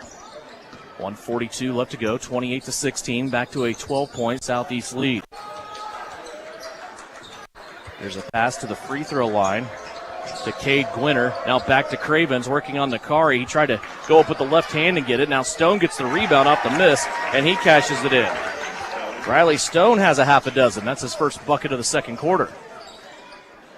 Solidly built young man. Yes, he is. He's using that body inside, too. Getting that leverage inside. Kaysen Lilly on the left. Now comes back around. They end up with Gebhardt at the free throw line, standing in the keyhole. Out to Lilly for a 3. Took a dribble to his left. That one's too strong, and now Cravens with the rebound. Went around his back, almost lost it with Augustine back there as well. But Cravens keeps the basketball with under a minute left to go. 28-18, Ellsworth trailing with the ball. Here comes Kaysen Lilly on a little run and jump opportunity. Gebhardt knocked it down, but Cravens gets it back.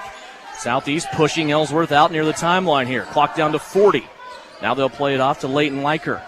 Liker holding the ball, looking at his cutters. Now he's going to play it into the hands of Gwinner. Gwinner back to Liker. Clock down to 29. Now a steal, Luke Gebhardt. 11th turnover for Ellsworth. Gebhardt up the floor to Augustine on the right-hand side. Got the bucket and the foul. Drake Augustine that time went right into the chest of the defender. He was able to get the bucket and the foul. Leighton Likert guilty of the foul, his first, and a three-point play opportunity coming up for Drake Augustine.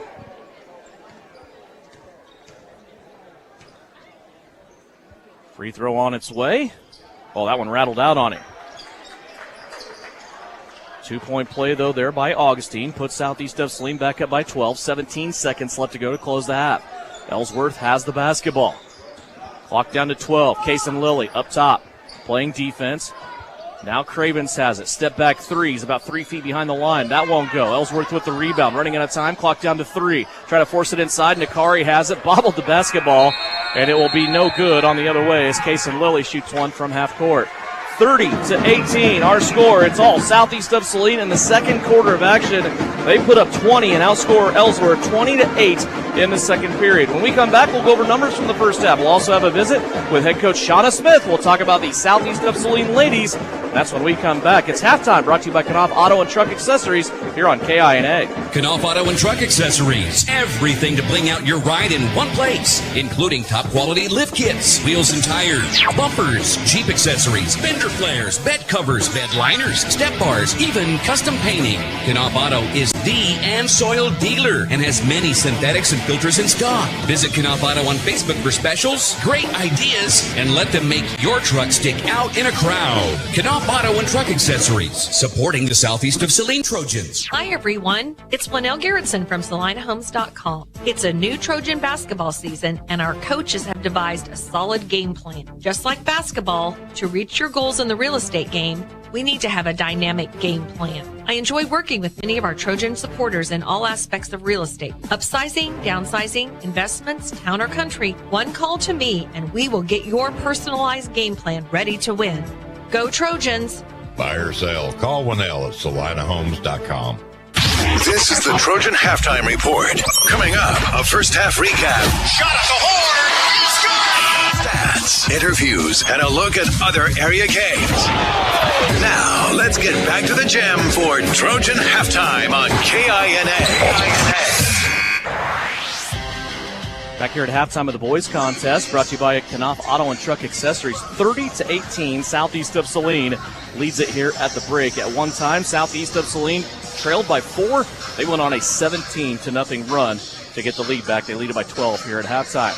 Time now to catch up on the Southeast of Saline Lady Trojans with head coach Shauna Smith. And boy, coach, you came out. You knew this Ellsworth team would be a tough team to go against. They had some youth. They got a couple of seniors. They got a new head coach. A little bit hard to prepare for that sometimes, and they played well early on in this season. But, boy, your defense was really good once again, wasn't it? Yeah, I thought that first half we just suffocated them. And honestly, that's what we kind of told them at halftime. It wasn't anything that we really, defensively, we thought we did a good job. There's just a couple of times also we maybe just almost overplayed, held them so long that all of a sudden we just gave up a layup in it. Yeah. I thought we made them work for every shot in that first half. Second half, we kind of came out a little flat, whatever, but then we kind of got after it then.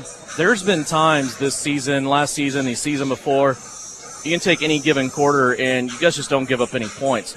I think it happens more in the third quarter more often than not when you come out of the locker room. Seems like you're refocused, you go after the team, and that's tough to do because all your adjustments on both sides are made during halftime. But, boy, in the third quarter over traditionally the last couple of years, you guys have been really good. You give up 4 points tonight in the third quarter. Yeah, like I said, I think we were just, we kind of could draw up what they were going to kind of do, and then they kind of started posting up inside there, which obviously that's something we struggle to kind of guard with just because of size and a couple things I don't know what else to do, but obviously we play them again. That's probably a little bit they're going to go to, and we're going to have to figure out how to guard that a little bit better. But once we kind of started putting more pressure up on that entry pass, it made things a little harder. When somebody's playing zone, that's a little bit different, but at some point you still have to guard somebody one-on-one, whether you're playing man or zone. I think what works for you quite a bit with this crew, you take people like Avery Castleman, you take people like Lexi Jacobson, Abba Pearson. You cannot guard them with the people that they are guarding, if that makes sense. They're playing defense on girls, a lot of times that are post players much bigger than them. The other team can't turn around and do the same thing, and that helps you offensively sometimes. Yeah, well, and that's what I kind of, there's pros and cons to those things. Mm-hmm. We always tell that, too, is that You know, we are definitely undersized, but in a lot of ways, I think I'd rather have my end over, you know, being, you know, having big postmen, and because, like I said, then it's hard for them to guard our kids there. But, you know, obviously I would take a one big kid inside a 5'10" kid any day. But, you know, we do what we do, what we have with. Your scoring spread, I told you, it was more Southeast Lady Trojan-like tonight. You were just missing somebody with 10. You had 11, 9, 8, 7, 6, 5, and it was all spread out. Reagan Getz ends up being your leading scorer in double digits tonight with 11. But I thought at times each player kind of had their little spurt. Abba had her spurt there in the first half where she put together back-to-back possessions. Maddie Harris had a couple of them in this game. One really stuck out in my mind was early on in the fourth quarter. She hits a couple of buckets back-to-back. Brielle got you started out with it. It's one of those things, again, I don't know who you guard on this team. It triggered my brain a little bit because they came out of the locker room and it looked like they were face guarding Brielle. But then other people were doing all the scoring, and she was just kind of like, okay. Well, they were playing a box and one when we came out there, but I mean, I told the other girls, like, we have a box and one offense that we run, and just came down to, like I said, the other kids score, and Reagan goes and hits that three, and I mean, I guess I wasn't really concerned about that too much. Whatever, because that's what I did. I looked up and I thought, Brilliant has 5 points, and so does a couple other kids. Whatever, and I have full confidence in my other kids. And you're thankful to see those opportunities, aren't you? Because, I mean, those may be things later on down the road. If you haven't seen that all season long, you may not be ready for it, but now you have this example that you can go back on. You have it on film. Yeah, and like I said, we ran a couple set plays and kind of opened some things up. And, you know, we have an offense, but we've only skimmed over it a little bit before the tournament break. But we're going to look at it again just to have it back in our back pocket. 2 games this week, single-digit turnovers in both games. That's really the key for you, too. You are feasting on the other team, creating turnovers with your defense, yet you're not giving the other team a lot of free opportunities. Yeah, and that's what we said, too. We work people so hard and, you know, make them really work there, and I thought we've done a really good job with that. But just, again, offensively, we got to get better around the goal. You know, we've missed some really easy buckets, and like scoring-wise, like I said, we finally got where we hit 6 threes tonight again. That's kind of where we're at, for the most part. But like I said, all around tonight, I didn't think we really had a real bad spurt tonight. Yeah, those threes really got you going early on. You were able to hit those. Also 8 of 10 from the free throw line. Not a lot of free throws, but a high percentage knocking them down. Now you turn your attention. You're back at home on Tuesday. You'll play Sacred Heart. Chapman a week from tonight, so the week continues on for you. That Sacred Heart game is always interesting. It seems like there's several different stories in that game. Of course, we always start out with their height, their athleticism inside. Of course, your guards are better than their guards. My belief, I'll go ahead and say that. And it was a really interesting game, I thought, before the holiday break. Both teams have been through a lot since then, though, haven't they? Yeah, you know, and we're not overlooking the Sacred Heart game by any means. You guys are going to get better. It's just that rivalry game. But one of those things that I think we got to when we play them again, we got to control the tempo for the game. I thought they got us playing way too, like, we like to play fast, but they wanted to play way faster and got us doing things that we normally wouldn't do on a typical night. So, you know, we're gonna have to just buckle down and guard. And like I said, we have grown guarding people since then. Like, you know, that right before Christmas there, we weren't guarding the pick and roll real well, and I think we're doing that real well right now. Yeah, that's a great point. Well, congratulations on the win, 48-32. You get your 11th victory of the season. We'll see you on Tuesday when Sacred Heart's in the gym. All right, thank you. Shauna Smith, head coach of the Southeast of Saline Trojans. Her girls now 4-1 in league play. They will turn around and be back at home on Tuesday. Halftime of the boys contest, 30-18. Southeast of Saline leads it by 12 here on KINA. Winter travel can be treacherous if your tires are worn out. Stay safe with an inspection at Commercial Tire Company. Cold weather also drops the inflation in your tires. Get them checked today to avoid losing grip or damaging your tires. Commercial Tire will help keep you safe. For repairs that aren't tire-related, our automotive and diesel mechanics will fix it right the first time. Commercial Tire Centers, West Crawford and North 9th, Saline. Commercial Tire Centers, where service is everything. Hi, it's Sarah. And Addison. With Mary Maids in Salina and Abilene. We'd like to take time to thank our friends and customers for your business in 2022. We look forward to serving you in the new year. If 2023 includes plans for a new home, call us. Save time and stress less. Mary Maids will help you clean your old home when you leave and your new home before you get there. Happy New Year's from everyone at Mary Maids in Salina and Abilene. Find Mary Maids on Facebook or at marymaids.com. Mary Maids, relax. It's done.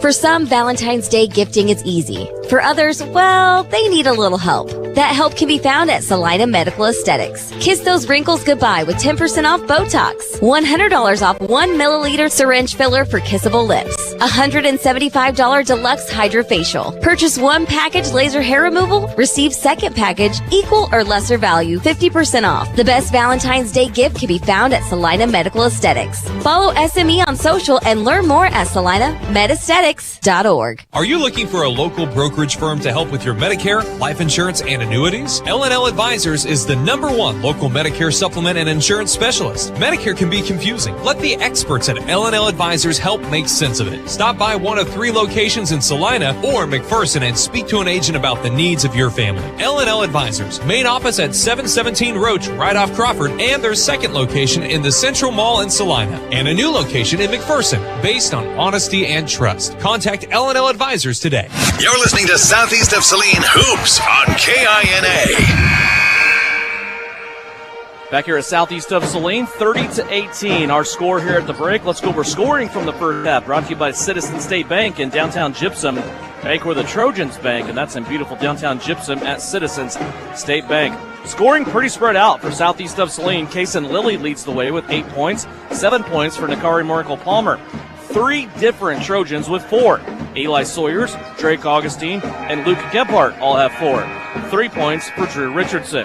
For the Ellsworth Bearcats, just 3 guys in the scoring column, led by Will Cravens with 10, 6 for Riley Stone, and 2 for Leighton Liker. Southeast of Saline, 3 of 5 from the free throw line, while Ellsworth is 1 out of 4. Ellsworth with 10 turnovers, Southeast of Saline with 5. Take a 90-second timeout. When we come back, start of the third quarter, 30-18. Southeast of Saline leads Ellsworth on KINA.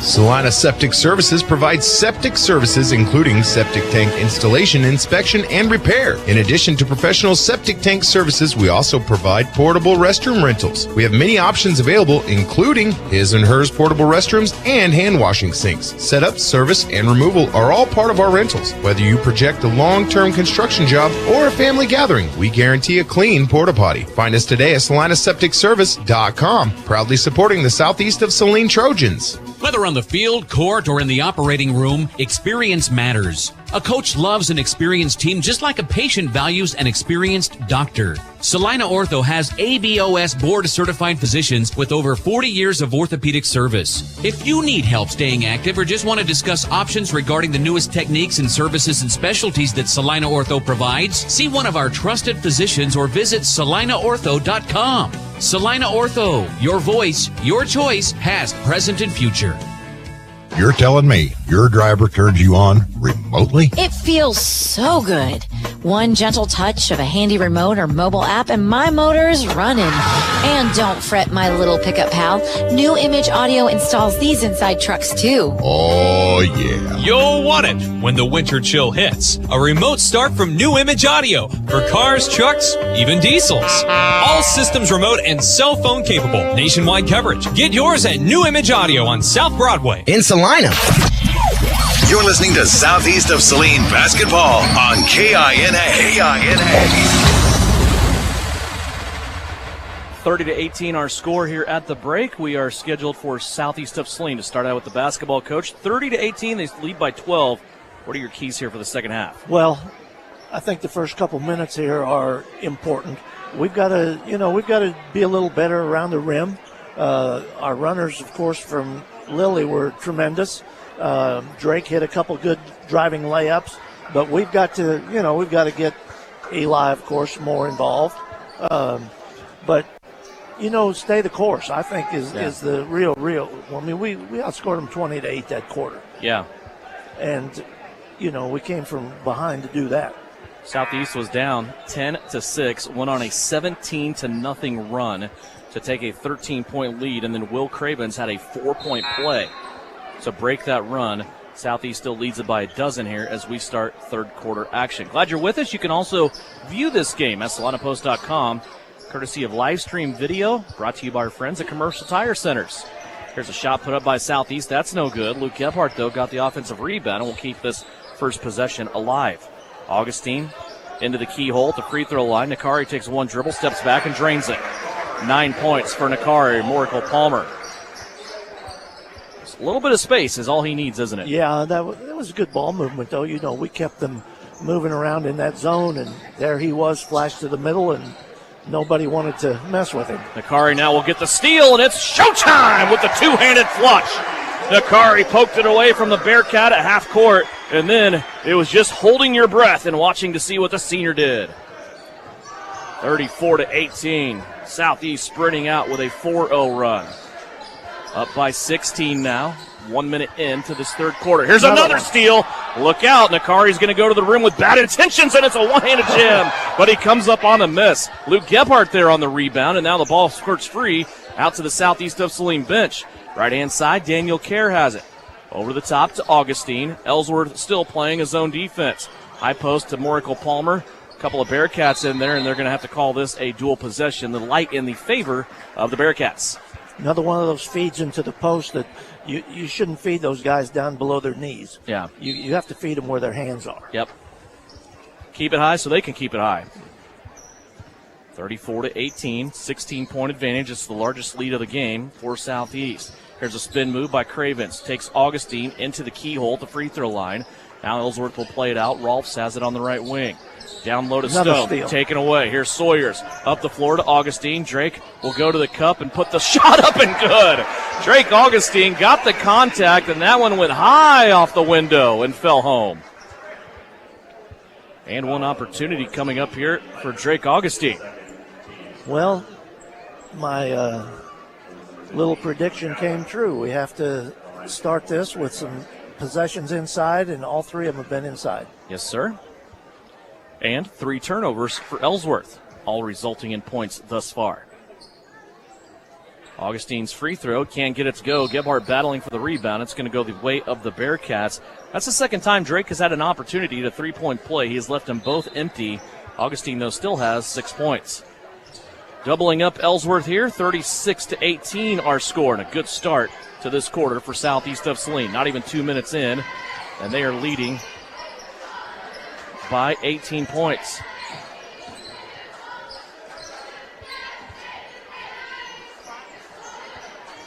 One thing I've noticed is the way Drake is hounding Cravens. He's, he got that shot off, but still, it's a guarded shot.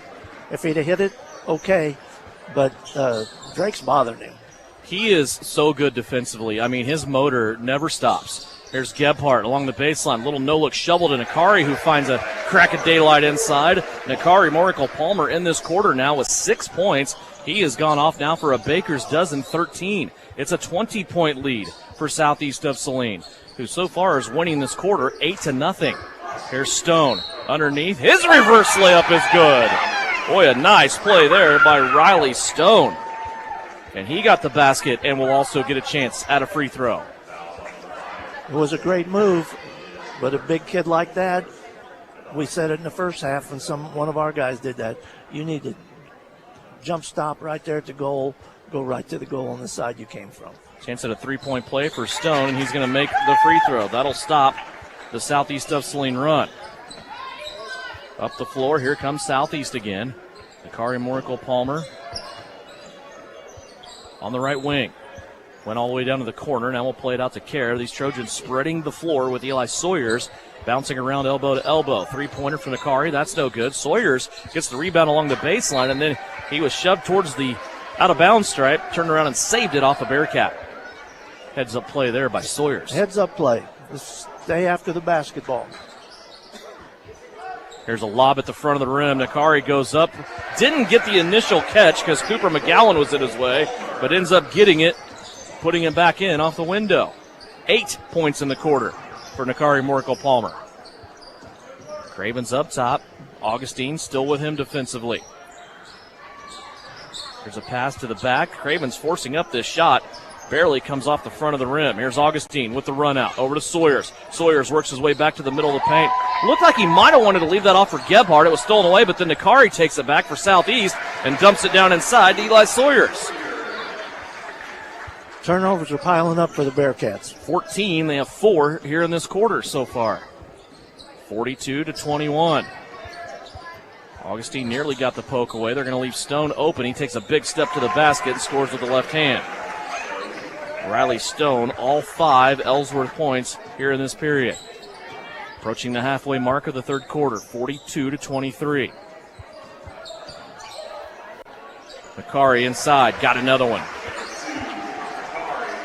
Well, we've solved the zone. You almost wonder how long they're going to stay in at 17 points now by Nakari Morical-Palmer. He has 10 of them in 4 minutes here to start the third quarter. And now Augustine and Sawyers went running away, tried to get the basketball, and they're going to call a foul on one of them.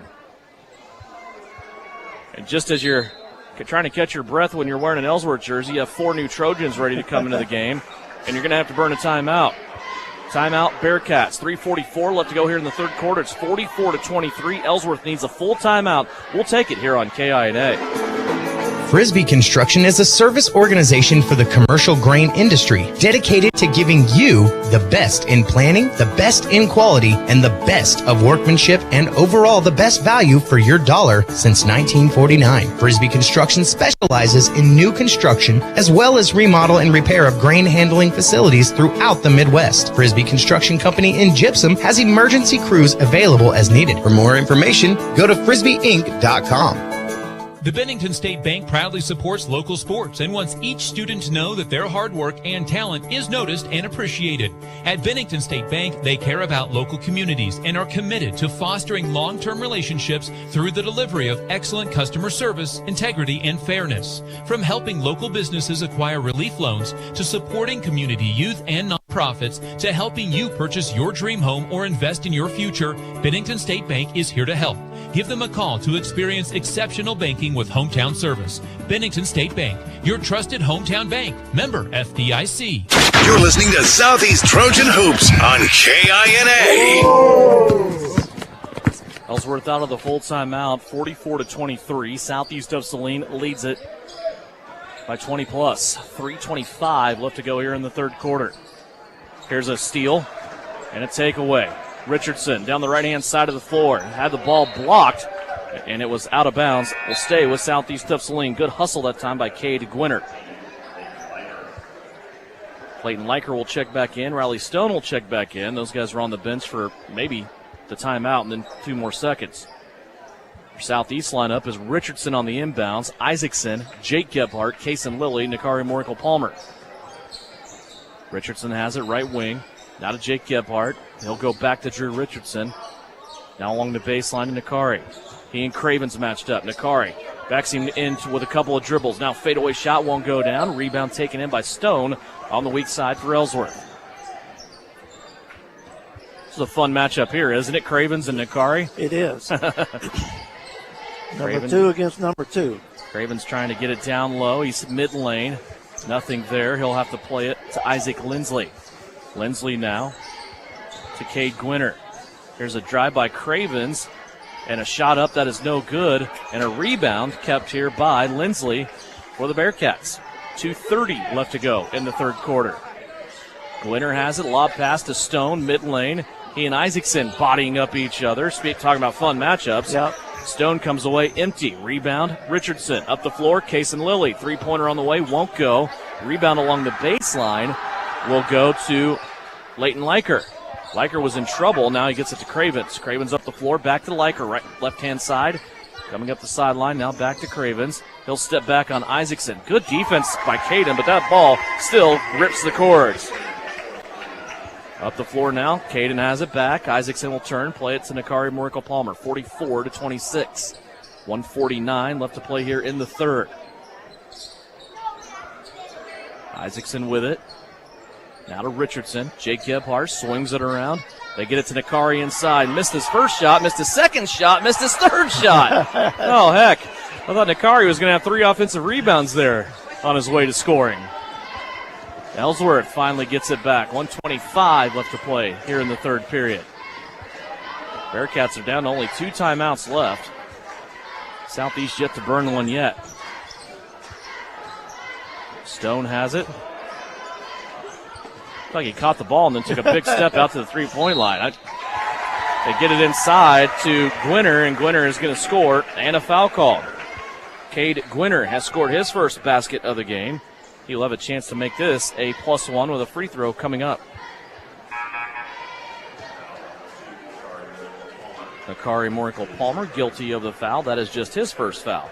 Nobody in foul trouble in this game. There is not a single player with more than 2 fouls on either side. Gwinner at the free throw line trying to complete his three-point play, and he does. Ellsworth has had 4 of those opportunities. If you count the three-pointer +1 by Will Cravens, they have converted 3 of 4 of those chances. Still trailing by 15, 102 left to go, 44-29. Ellsworth has cut into the 21-point lead by Southeast of Saline that they once had. Sawyers had it along the baseline. It led him out of bounds. He had to save it back in. It will stay here with the Trojans in front of their own bench and their student body. Coach, I showed up. I'm not sure what time you got here, but showed up, watched the second half of the JV game tonight. Southeast won handily. The students were here, and they were as engaged for the JV game as what I've seen them all night. It was a lot of fun. That's a great school support when that happens. I think out here the students love each other. Yeah, they were into that JV game. It was made it fun to watch. Here's Isaacson. Skip pass over the top to Kason Lilly. He's going to shoot the 3, and he nails it along the baseline. Kason Lilly in 11 points now. 47-29. 20 seconds left to play here in the final period. Cravens walks it up across the timeline, standing on the E of the SES there in midcourt. He'll float now to the left as he has Sawyers on him defensively. Looks like me. He's going to try to... Sawyers stole it away. Sawyers has some time, and he's going to flush it with one hand. Another steal and another dunk for Southeast of Saline, and that'll end the third quarter with Southeast of Saline leading by 20. 49-29, Trojans at the end of 3. Back with the fourth and final quarter after this on KINA. Get your parts list ready. Can-Equip's Parts Advantage sales event is going on now. Order early for best availability. Save on over-the-counter genuine C&H parts and get instant rebates on purchases of OEM engine oil for optimal performance. Lessen supply chain concerns by stocking up during Parts Advantage at Can-Equip in Salina. Terms and conditions apply. See store for details. Can equip you. Winter travel can be treacherous if your tires are worn out. Stay safe with an inspection at Commercial Tire Company. Cold weather also drops the inflation in your tires. Get them checked today to avoid losing grip or damaging your tires. Commercial Tire will help keep you safe. For repairs that aren't tire-related, our automotive and diesel mechanics will fix it right the first time. Commercial Tire Centers, West Crawford and North 9th, Salina. Commercial Tire Centers, where service is everything. Work hard, play hard. Good luck, Trojans from Roselawn Memorial Park in Salina. To learn more, visit roselawsalina.com. Final 8 minutes on the clock, 49-29. Southeast of Saline with a strong finish to that third quarter. Their lead, which was once 21 points, reestablished there back to 20 as they lead and will have the basketball to start fourth quarter action. You know, Devin, it looked to me like the last 2 or 3 minutes of that third quarter, even though Craven scored. Kason Lilly missing the 3. Even though he scored, he looks like he is just dead tired. Gassed, yeah, they all look gassed. The Bearcats, I know that they're trying to use timeouts to get them some air, but, man, they only have 2 left, and you're right, there was not a lot of movement, and it was a lot of Will Cravens trying to do what he could to keep his time alive. Meanwhile, Southeast just keeps switching defenders on him. It's been Nakari. It's been Drake Augustine. It's been Eli Sawyers. Southeast comes up empty on that first possession. Ellsworth has it back. Sawyers nearly picks it up. Then he stumbles on the basketball, but he saves it to Drew Richardson. Drew all the way to the cup. His layup in. Drew Richardson with 5. Drew's come alive here in the last couple of games. We need him. Need him for every game. Cravens, a little one-on-one here with Sawyers. And a technical on the Ellsworth bench. So Bryson Flax got the warning. They were not so gracious to Brett Rolfs. He gets the technical. Kason Lilly will step to the free throw line. The Ellsworth coaching staff still hot about something. Kason Lilly misses the first free throw off the front of the rim.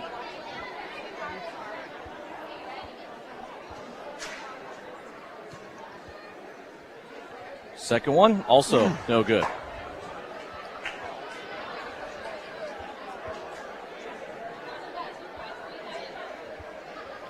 I mean, who do you have shoot them? Yeah. We've talked about before that is the one chink in the armor of this Southeast team. They don't shoot free throws well. They are under 60% on the season, and if Drake Augustine's not in the game, I'm not sure who you have shoot them. Yeah, that's a good question.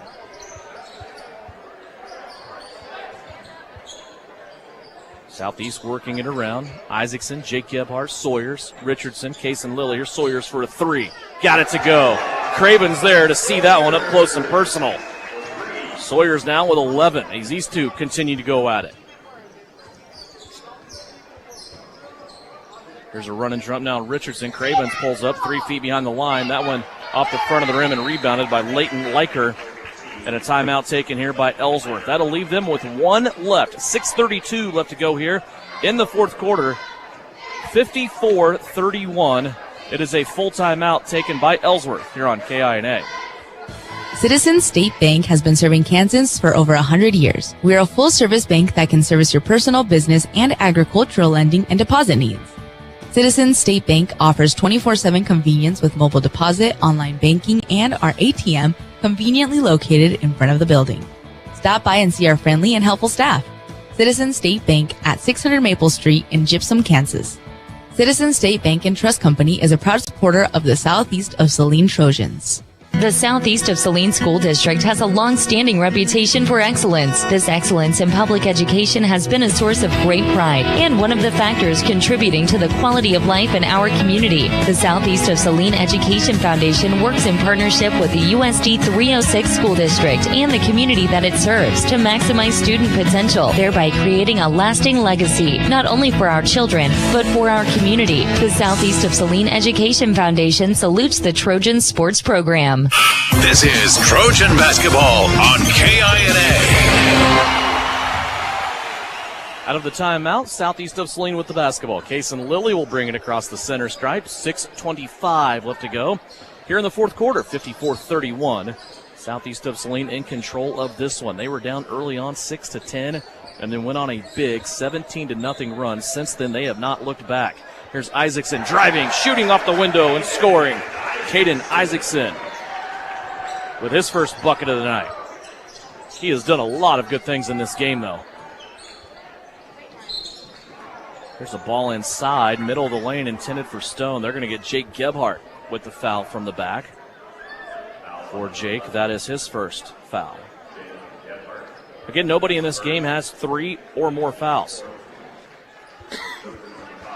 Right now, Southeast of Saline with 14 fouls, Ellsworth with 2. And another line change here by Bryson Flax. Drake Augustine, Daniel Kerr, Nakari Moracle-Palmer, Luke Gebhardt. Jake Gebhardt is the one Trojan that stayed. Cravens has it on the right side on the block. A little bobble there. Luke Gebhardt's going to get caught reaching in. For Luke, that is his second foul. 5th team foul. Have to anticipate that little curl move off the pick on the out-of-bounds play. Luke was a little late. Cravens off the inbounds. Caught it in three-point land. Then there's a shot blocked by Jake Gebhardt. Got around Luke, but Jake was there to turn him away. Ball stays with the Bearcats as Liker has it out beyond the three-point line. Now to Cravens. This time Cravens being defended by Luke Gebhardt. Here's the help by Daniel Kerr. Ball squirts off the shoulder of Liker, but Liker able to get it back. Now he's going to drive into the paint. Into Stone, who's camping in the lane. Gebhardt's going to take it away. And a jump ball situation. The arrow is in favor of Ellsworth. It seems like on these possessions, and I may just be nitpicking here, but boy, it seems like Riley Stone is just set up in the lane, and he's not moving. He's not going anywhere. Well, until they move him out of there, meaning the guys in the black and white shirts. He can stay there. Stone with a turnaround over the top of Jake Gebhardt. That's no good. Nakari Morikel-Palmer with the rebound. He'll play it to Luke. Now Augustine inside. Couple of jab steps out of Drake Augustine to move the defender, and he's going to score. 8 points for Drake. 58-31. You know, we thought we'd see Ellsworth come out of that zone, but they haven't. They sure haven't. Liker with it. Drives on the right-hand side. His shot is up, no good. And they're going to call a foul on Nakari Morikel-Palmer. For Nakari, that is his second. Team foul number 6. Shooting foul. Liker at the line. Leighton Liker, 4 points. 2 free throws coming up here. Still just 1 turnover in the half for Southeast. First free throws up and good. 58-32. Back into the lineup for the Bearcats will be Cade Gwinner. Also back in, Cooper McGowan. Free throw up, and that's also good. Leighton Liker has all 4 of Ellsworth's points here in this quarter. Under 5 minutes left to go, 58-33. Southeast of Saline leading. Skip pass over the top to Augustine. Wants to go baseline. Shut off there. He's going to leave his feet, play it along the baseline to Luke Gebhardt. Now around the perimeter we go. It ends back up with Augustine. Jake Gebhardt trying to seal the defenders inside and work for the basketball. Now he's going to pop out, get it in three-point land. Over the top, here's Nakari, a guarded 3. That one won't go. Too strong. Luke Gebhardt in, trying to get the rebound. It's going to be collected in by Cade Gwinner. Back the other way. Gwinner with it. Augustine making him turn a couple of times in the backcourt. Now here comes Daniel Kerr and a foul call. We're going to call a foul here on Drake Augustine. He is the first one in the game now to get his 3rd foul.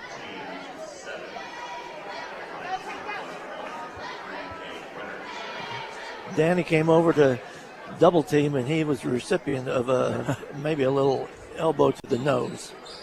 Paid a little price for it, didn't he? There's Cade Gwinner at the free throw line. He got that one. Board has Drake with 4. I guess I'll have to go with that. Second free throw after making the first, no good. And the putback is also no good by Cooper McGowan, but yet another foul call. 4:09 left to go.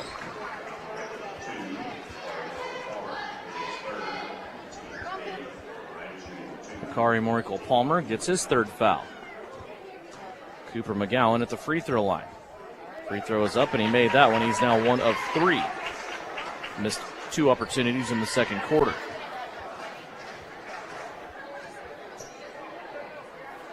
Second free throw, that one goes in as well. Now back to 50% for the night for McGowan. Approaching the halfway mark, 4:05 left to go here in the 4th quarter. Luke Gebhardt with the basketball. Brother Jake out there as well. Daniel Kerr, as they all pass it around the perimeter. Now Augustine has it on the left side of that Southeast offense. He'll dribble drive handoff to Jake Gebhardt. Now Nakari Morikel-Palmer. Luke Gebhardt.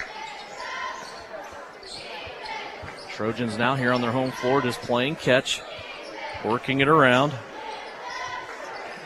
using that clock to their advantage. Here's a pass to Luke Gebhardt. Out to Jake. He's going to try a 3. A little too strong, no good. Nakari with the tip. That won't go. Ball still in question. It's going to be Drake Augustine bringing it out. Lob pass back inside Nakari. Nakari had a poor angle at the board, but he goes and tips it in. And now a 30-second timeout called by Bryson Flax. He wants to talk about it and possibly make another line change. It is a 30-second timeout. We'll step away. A quick timeout here on KINA. Congratulations. You're having a little girl. At that moment, everything changed. Our hopes and dreams for ourselves were instantly replaced by our hopes and dreams for her. We got life insurance policies from Shelter Insurance, so that regardless of what life throws at us, we'll still be able to provide the world to her. Shelter Life Insurance Company, Columbia, Missouri. Hey, Salina, come see us at the Kelly Kitchener Agency near the intersection of Cloud and Ohio. We want to be your Salina, Kansas insurance agent. You're listening to Southeast of Saline Hoops on KINA. 3:20 left to play, 60-36. Kirby Davis, Levi Allen, Gannon Jacobson. Also in there is Connor Castleman and Brenton Leeds. I don't have to check the roster anymore, Coach. I got them all memorized. This is my favorite time of the game. Yeah. When you're winning like this, these kids, they practice every day, just like the other guys do. This is a little thank you. Well, I don't want to jinx them here, but we were impressed with the way they came in and played in that blowout in Belleville on Tuesday. It didn't turn into the Three Stooges or anything like that. It was still, They played really good basketball, we thought. Craven's got the two-pointer. He will have a chance to make it a three with this free throw here. Foul on Kirby Davis. Craven's free throw is up and good. He has 16. I actually thought that foul was on the floor, but they went ahead and gave him continuation, which is okay at this stage of the game. 3 minutes left to go. Levi Allen plays it to Castleman. Connor now swings it back to the right-hand side of the offense to Kirby Davis. Castleman back to Davis. Ellsworth finally out of that zone. Yeah, a little too late, I think. Have a substitute coming to the table. The official's going to give him the benefit of the doubt and let him into the game. It's Ben Hipp, a 6'3 junior. The Ellsworth team's going to be a good team next year. Yeah, they are.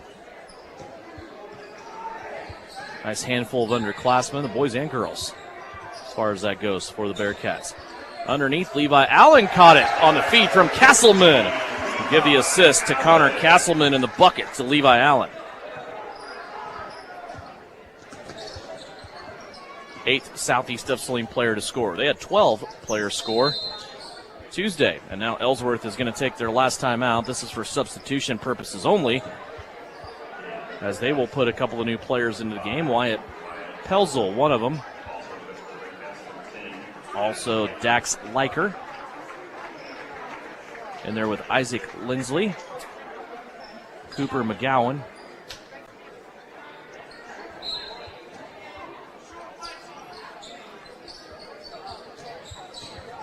There's a drive to the baseline. Try to pass it back in. Ball being fought for now. McGowan will save it for Ellsworth, but then roll it out of bounds in front of the Ellsworth bench. Southeast of Saline will take it over. Levi Allen will bring it up the floor. 62-39 our score. Bryson Flax told me in pregame that this is an Ellsworth team that likes to play in the 40s. Unfortunate thing for them tonight, they might be the only team that's in the 40s. There's Kirby Davis with it down low. Can't get it to go down. Rebound comes out to Ellsworth. Wyatt Pelzel with it. Inside 2 minutes left to go. Still man-to-man defense here being applied by Trojans on the floor currently. Bounce pass down low. Goes all the way through everybody. Ellsworth's going to save it, though, and they'll have an and one opportunity here coming up with Isaac Lindsley. Lindsley, the 6th Bearcat to score in this game. And he has an and one opportunity with a free throw coming up.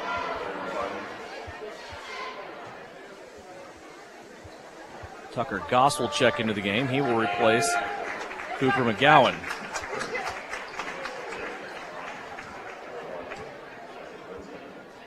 Lindsley at the stripe. His free throw goes in. Southeast back the other way.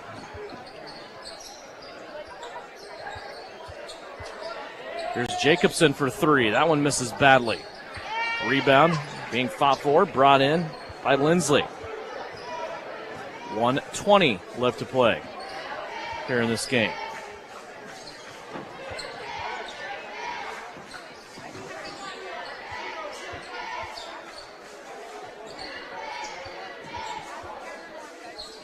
Southeast looks to continue to lead the NCAA. Now they've gone through the cycle and played everybody. They will start to play everybody for the second time in league play. There's a three-pointer, top of the circle. That's no good. Castleman rips the rebound down for Southeast of Saline. Levi Allen along the baseline. Can't get that one to go, but he is fouled, and he will go to the free throw stripe with 41 seconds left to play. I want to remind you, tonight, Keep it tuned right here to KINA from 10 until 11 o'clock. You'll have the Kansas Information Network High School Basketball Scoreboard Show. Games and score wraps from across the, scores and game wraps from across the state of Kansas. A full hour of scores and game wraps, including this one. It's 10 until 11 o'clock every Friday night here on KINA, brought to you by Home Automotive Centers in Abilene and Salina, and also Salina Surgical Hospital. 1 of 2 at the free throw line there for Levi Allen. 37 seconds left to go now. Allen in the backcourt playing defense here against the Bearcats. Half a minute left to go. Stay tuned in postgame. We'll go over final numbers for you. Also, a Vernon Jewelers Gym of the Game and a conversation with Bryson Flax. Well, Devin, this is the way to close out your first portion, the time through your schedule. Yeah, now we'll start back over. It'll start with Sacred Heart on Tuesday. Then we'll be out of conference for a short trip down the road to play Chapman on Friday night, 1 week from tonight. That's always a fun matchup. There's a hand check foul, maybe even an arm bar there against Brenton Leeds. They'll end up in a double bonus opportunity for Ellsworth.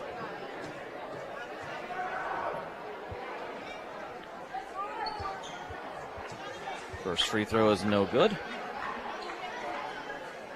How do you kind of view the league right now, Coach? It seems like Beloit, as they usually do, they're starting to gel a little bit, starting to play better basketball. Yeah, I tell you what, this Ellsworth put a new wrinkle into our league, though. Yeah. Because, they've beaten Sacred Heart. I guess Beloit's the only team they lost to. I think so, yeah. So they put a little new wrinkle in here. Well, Southeast of Saline remains undefeated in league play. They are 5-0, now 12-1 overall as they defeat Ellsworth tonight 63-43. Post-game is here. It's brought to you by Commercial Tire Centers. Final scoring, Vernon Jewelers Gym of the Game, and a conversation with head coach Bryson Flax. That's all coming up here on Postgame, where the Trojans win it 63-43 on KINA.